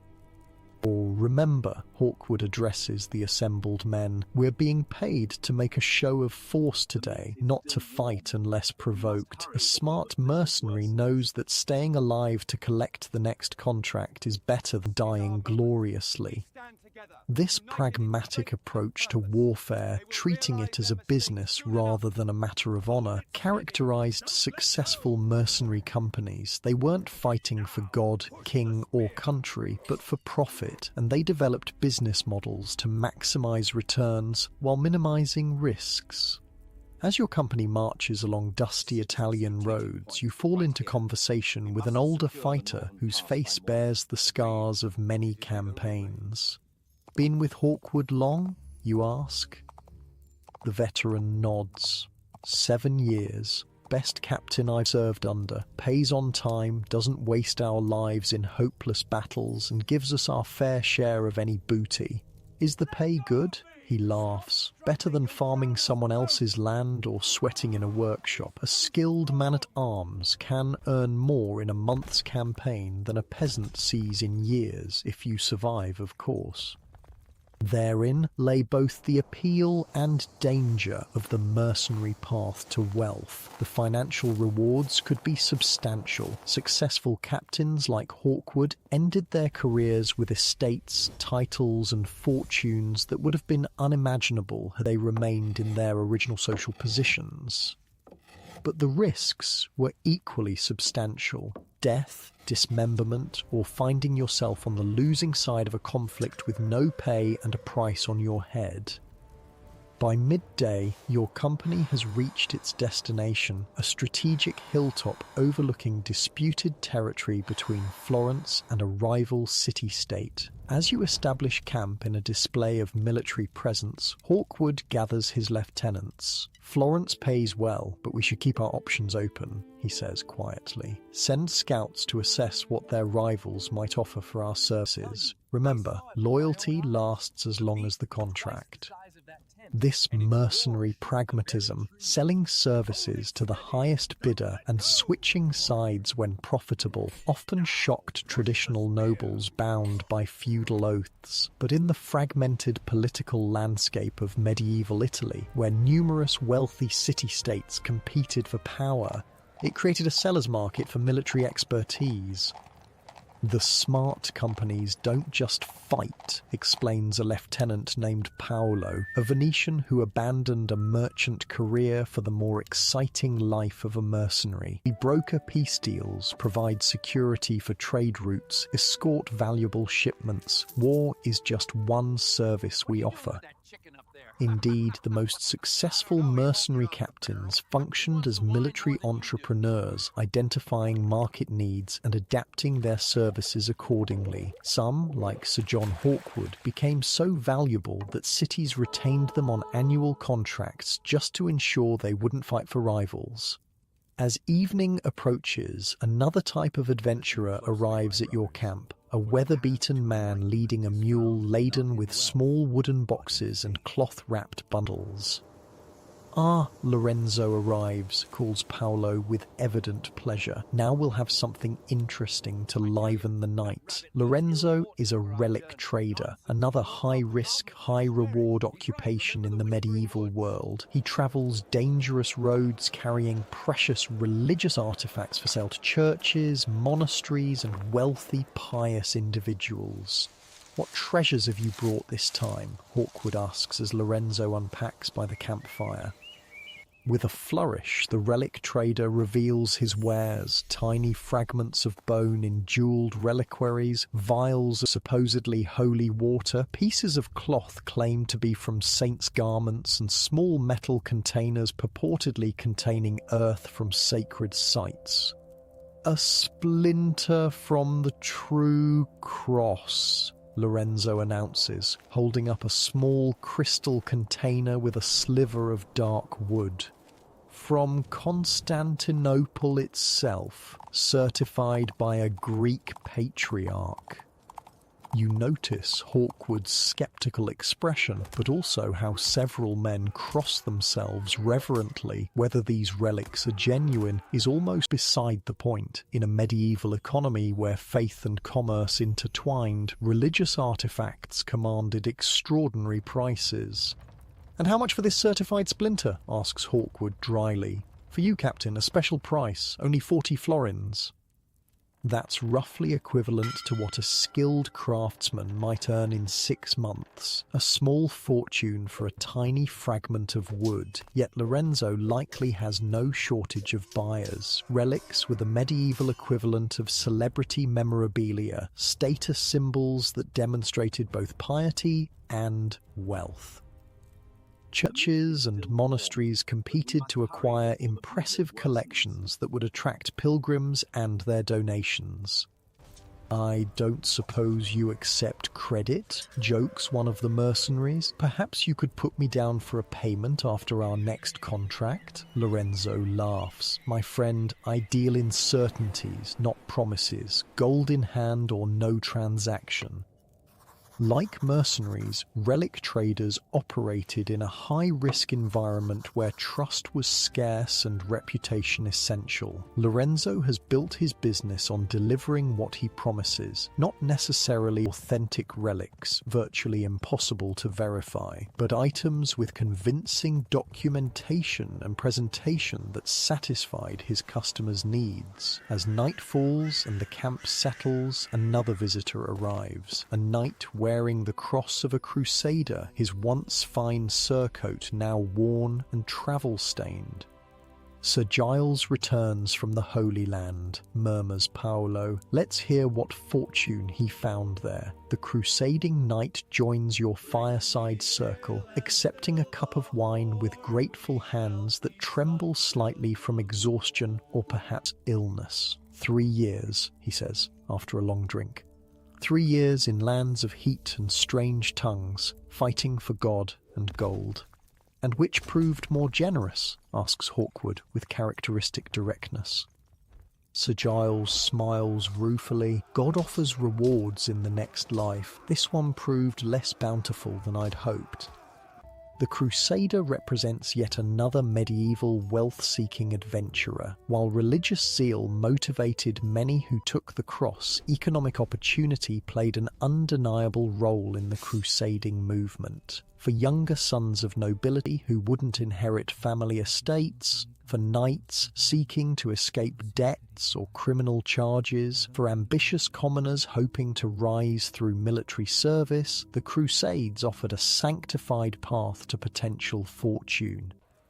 "Not all return empty-handed," Hawkwood observes. "I've known men who captured Muslim nobles for ransom or claimed abandoned properties in conquered territories." "True enough," agrees Sir Giles. "Some found wealth beyond imagining. I met a Venetian in Acre who made a fortune shipping sugar and spices back to Europe. A German knight now owns 3 villages near Jerusalem. A French baker became rich supplying bread to the Christian armies."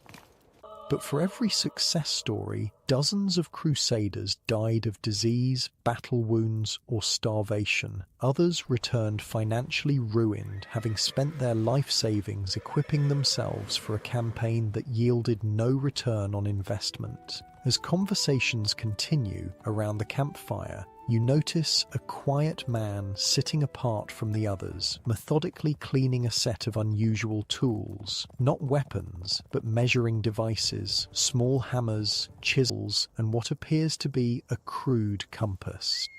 "That's Martin," Paolo tells you, following your gaze, "a mining engineer from German lands. Hawkwood hired him to assess mineral deposits in territories we secure."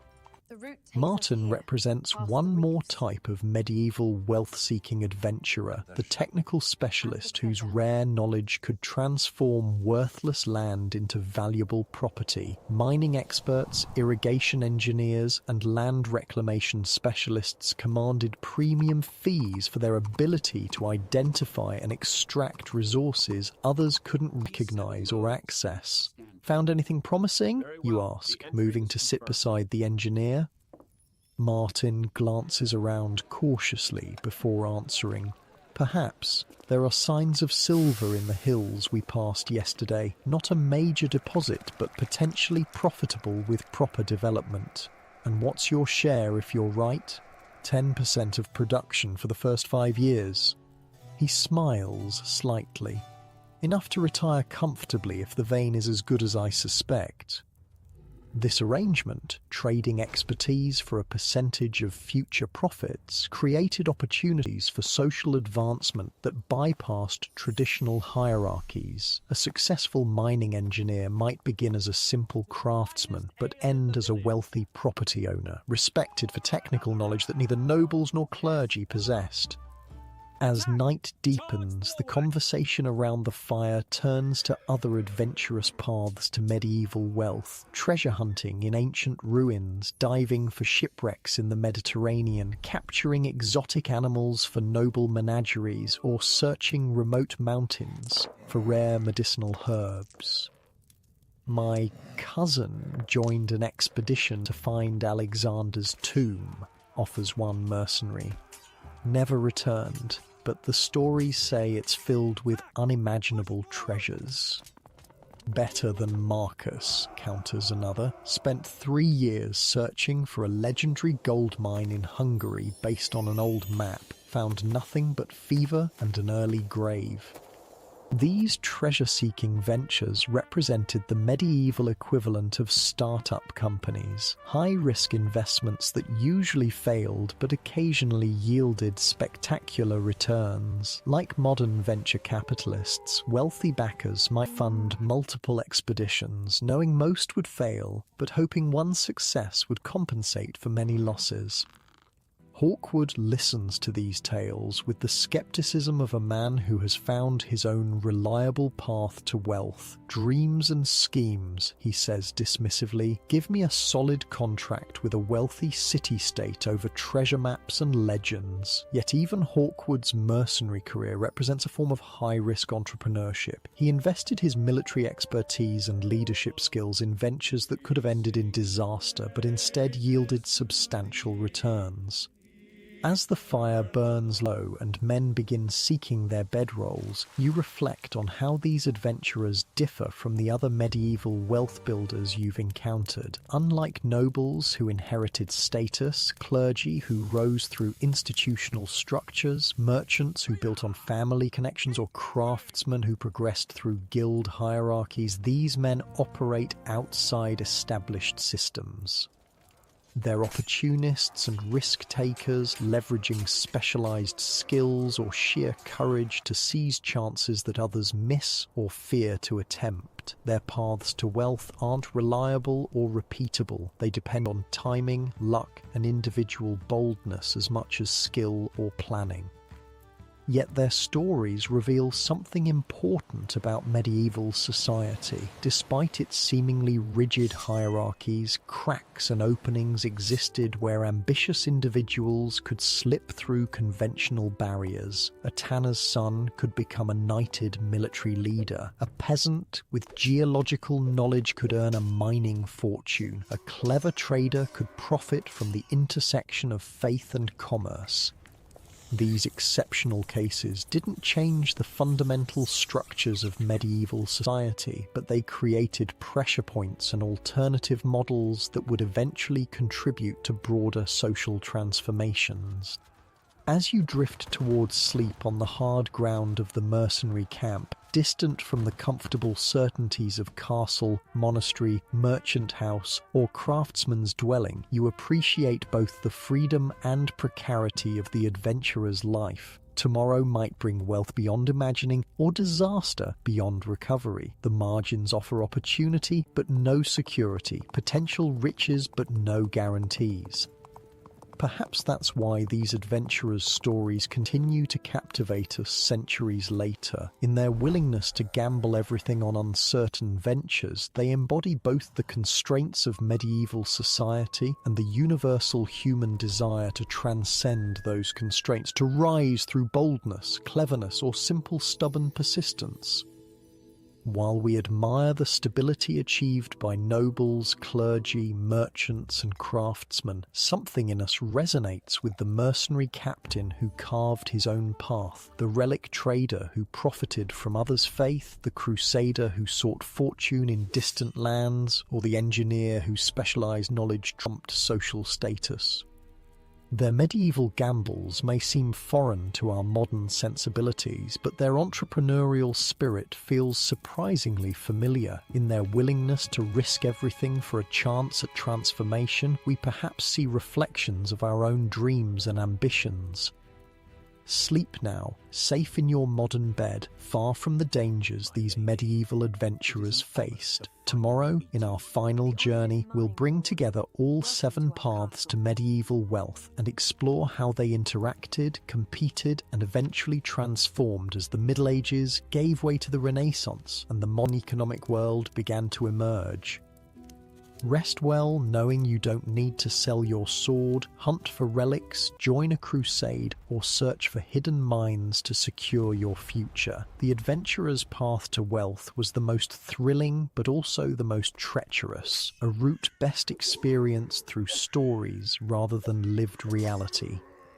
Morning light filters through your window, but this time you're not in a castle, monastery, merchant's villa, craftsman's house, or mercenary camp. You're in a grand chamber unlike any you've seen before, a room that somehow embodies all the medieval paths to wealth you've experienced. The stone walls suggest nobility, but they're adorned with merchants' maps and craftsmen's tools. Religious icons share space with mercenary weapons. A banker's ledger lies open beside architectural plans for a cathedral. Gold coins from Mali sit in a dish next to Venetian glass and Baltic amber. A strange figure stands by the window, a person whose clothing incorporates elements from every medieval estate. Part noble lord, part cleric, part merchant, part craftsman, part adventurer.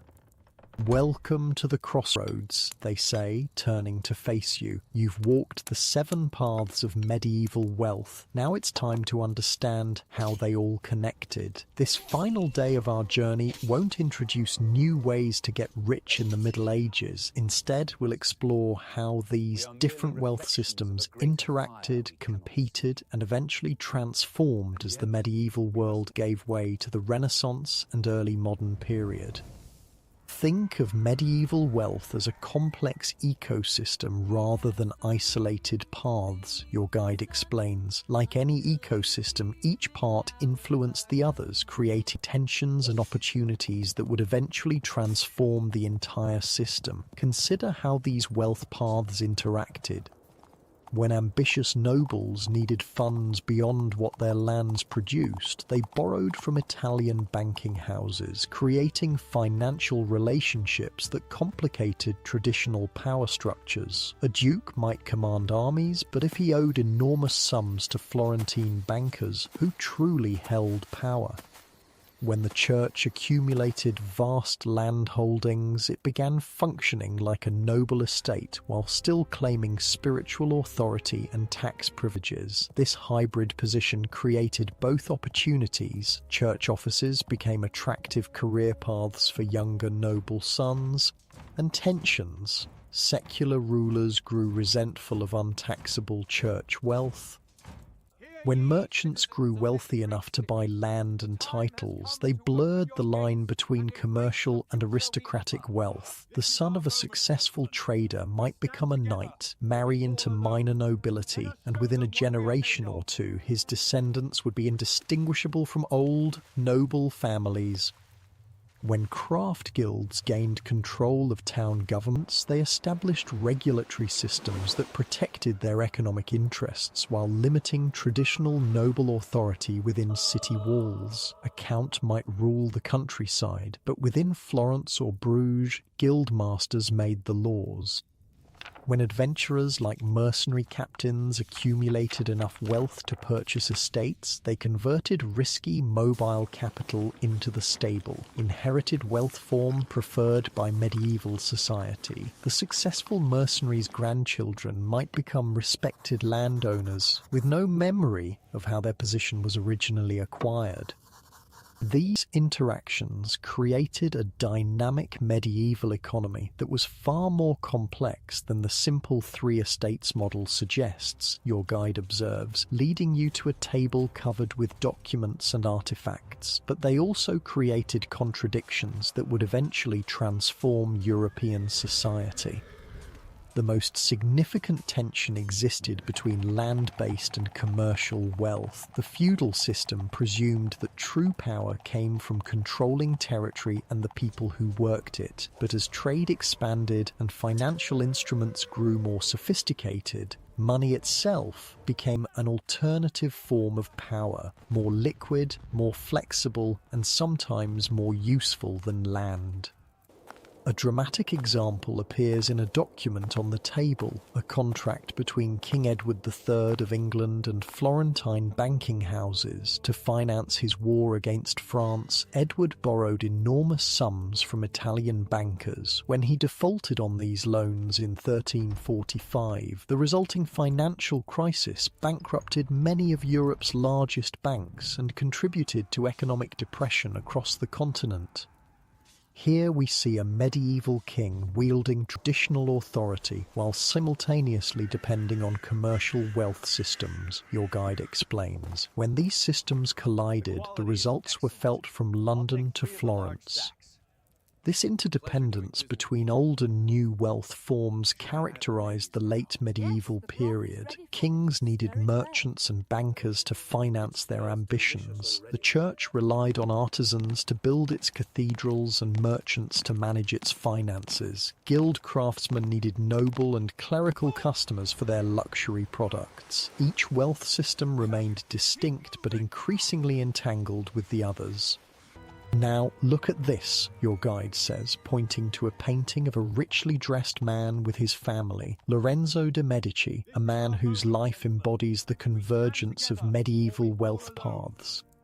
The Medici began as wool traders, became bankers, purchased land, received noble titles, placed family members in church offices, including the papacy, patronized craftsmen, and even employed mercenaries. They moved fluidly between wealth systems that were theoretically separate, leveraging each to strengthen their position in the others.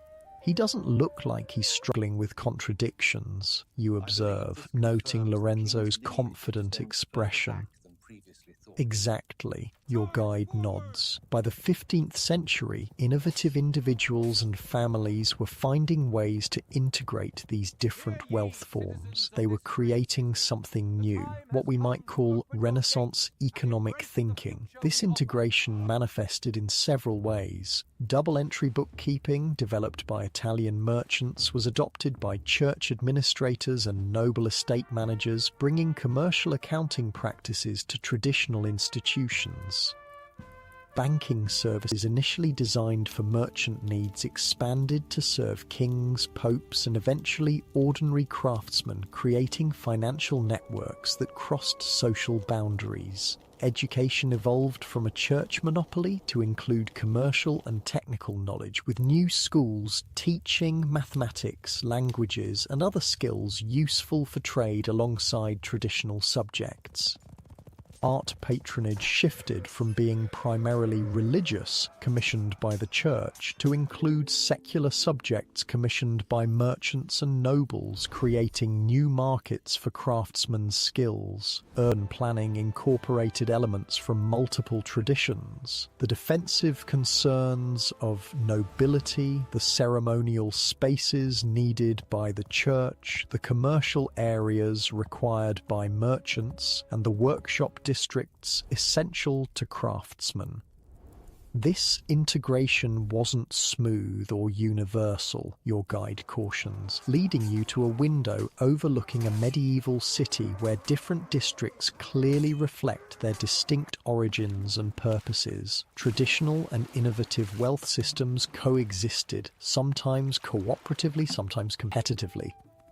In some regions, the old feudal economy remained dominant, with land ownership and noble birth still determining status and opportunity. In others, particularly northern Italian and Flemish cities, commercial wealth gained primacy, with merchant families effectively controlling political and cultural life regardless of their origins. Hey, I've been wondering something, you say, turning from the window. With all these paths to wealth, was medieval society actually more economically mobile than we think? Your guide smiles at the question. Yes and no. The majority of people remained locked in the circumstances of their birth. A peasant's son usually died a peasant, but the exceptions are more numerous and significant than often recognized. These exceptions matter because they created precedents and models that would eventually influence broader social change. When a butcher's son like Thomas Wolsey could rise to become a cardinal and the king's chief minister, or a merchant family like the Medici could place members on ducal thrones and the papal seat, they demonstrated possibilities beyond traditional limitations. Think of it as pressure building in a system, your guide suggests. Each exceptional case, each merchant who bought nobility, each craftsman who gained political power, each adventurer who found fortune, added stress to rigid social categories. Eventually, these categories began to crack and transform. By the late medieval period, wealth itself was becoming more important than its source. A rich merchant might still face social prejudice from old money nobility, but his practical power, his ability to build, buy, influence, and create often exceeded that of landed aristocrats with impressive titles but empty treasuries. This shift accelerated with several historical developments, your guide explains, pointing to images representing key late medieval events. The Black Death reduced population, increasing the value of labour and challenging traditional power structures. The development of gunpowder weapons undermined the military advantage of the knightly class. The invention of the printing press democratized knowledge previously controlled by clerical elites. Each development affected different wealth paths in different ways. The nobility found their military value diminished by new weapons and tactics that didn't require lifelong training. Many adapted by becoming administrators, diplomats, or court figures rather than warriors. The church faced challenges to its intellectual monopoly and growing criticism of its wealth accumulation, eventually leading to the Protestant Reformation that would fundamentally alter its economic position. Merchants benefited from expanding global connections as European voyages reached the Americas, Africa, and Asia, creating new trade opportunities, but also increasing competition and risk. Craftsmen saw their guild protections challenged by early industrial production methods that prioritized quantity over traditional quality standards, forcing adaptation or decline. Adventurers found new frontiers to explore but faced more organized competition as royal governments took greater control of colonial enterprises. The medieval wealth systems didn't disappear, your guide emphasizes. They transformed. Elements of each survived in the early modern economy, often in forms that would be recognizable to their medieval practitioners. Modern landed aristocracy evolved from feudal nobility but with property rights more similar to those of merchants. Banking institutions developed from medieval Italian precedents but with more sophisticated financial instruments. Colonial trading companies combined aspects of merchant ventures and state power. Guilds gradually gave way to early factories but left legacies in apprenticeship systems and quality regulations. What can we learn from these medieval wealth paths, you ask, genuinely curious about the relevance to our own time? Your guide considers the question carefully before responding. Perhaps that economic systems are always more complex and interconnected than they first appear. That innovation often happens at the boundaries between different traditions. That new forms of wealth don't simply replace old ones, but integrate with and transform them. There's also something reassuring about recognizing how people throughout history have found ways to improve their circumstances despite significant constraints. The medieval peasant who placed his talented son in a monastery, hoping for advancement through education. The town craftsman who joined a guild to gain security and opportunity. The merchant who risked everything on a dangerous voyage, seeking profits from distant markets. These weren't just economic strategies, but human stories of ambition, risk, and occasional triumph against considerable odds. I've noticed something else, you add. Each wealth path had its own distinct values and perspectives. Nobles emphasized lineage and martial virtues. The church prioritized institutional perpetuity. Merchants valued calculated risk and networking. Craftsmen respected skill and quality. Adventurers prized individual boldness. Excellent observation, your guide nods approvingly. These weren't just different ways of making money, but different worldviews that shaped everything from architecture to family structure to concepts of time. Consider how differently these groups approached the future. The nobility thought in generational terms, preserving and expanding family landholdings that would pass to descendants hundreds of years later. The church planned in terms of centuries, building cathedrals that might take 100 years to complete and establishing institutions meant to last until Judgment Day. Merchants balanced immediate opportunities with medium-term investments. A trading voyage might take months, while establishing a branch office in another city represented a commitment of years. Craftsmen invested in skills and reputations developed over decades. A master might spend 40 years perfecting techniques that would be passed to the next generation. Adventurers often focused on the immediate prospect, the current campaign, expedition, or venture that might yield quick wealth or sudden disaster. These different temporal perspectives influenced how each group used their wealth, what they valued, and how they interacted with others. A noble might view a merchant's focus on quick profit as short-sighted, while the merchant might see the noble's attachment to ancestral lands as inflexible. As we conclude our journey, your guide says, remember that medieval wealth wasn't just about accumulation, but about different visions of what wealth was for and how it should be used. Some built monuments meant to last centuries, others invested in knowledge and institutions, some created beautiful objects combining utility and artistry, others focused on immediate pleasures or security for their families. In that way, perhaps we're not so different from our medieval ancestors, your guide observes. We still balance similar concerns, even if our economic systems have evolved.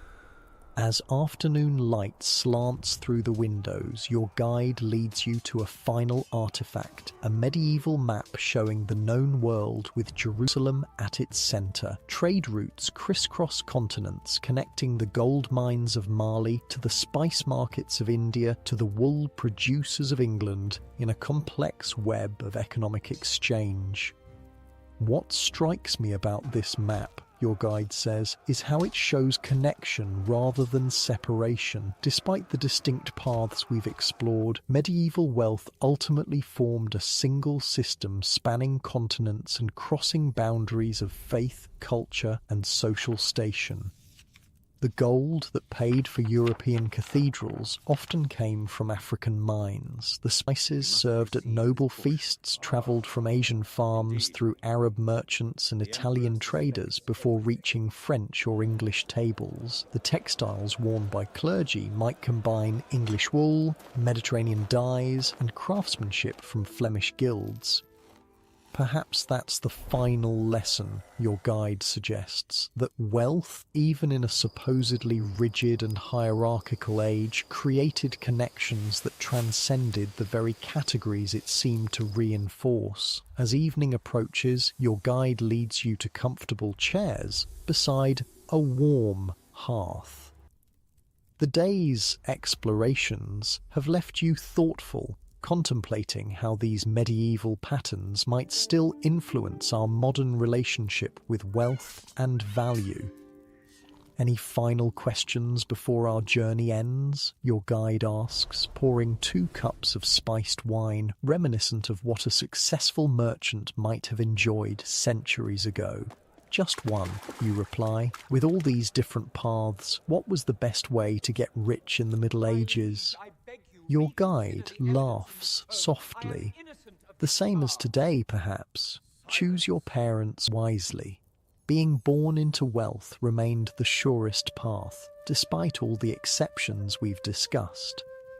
As night falls, your guide rises and gestures toward a door you hadn't noticed before. It's time to return to your world, they say, but perhaps you'll carry something from these medieval paths with you. Not gold or land or titles, but perspective, an appreciation for how people throughout history have balanced risk and security, tradition and innovation, individual ambition and community belonging in their pursuit of better lives for themselves and their families. You step through the door and find yourself back in your own bed, in your own time. The medieval world with its castles and monasteries, its merchant ships and craft guilds, its adventurers and innovators fades like a dream at dawn. But perhaps tonight, as you drift towards sleep, you'll see those medieval wealth seekers a bit differently, not as distant figures locked in an alien economic system, but as people navigating constraints and seeking opportunities in ways that might not be so unlike our own efforts. Sleep well, comfortable in your modern bed, free from the physical hardships that even the wealthiest medieval king or merchant prince couldn't escape, yet connected across centuries by the common human experiences of working, trading, creating, adventuring, and building futures that extend beyond our individual lives. The paths to wealth may change through the ages, but the hope for security, opportunity, and meaning that drives us along those paths remains remarkably constant, a thread connecting us to those who walked the 7 roads of medieval prosperity, seeking fortune in a world both vastly different from and surprisingly similar to our own.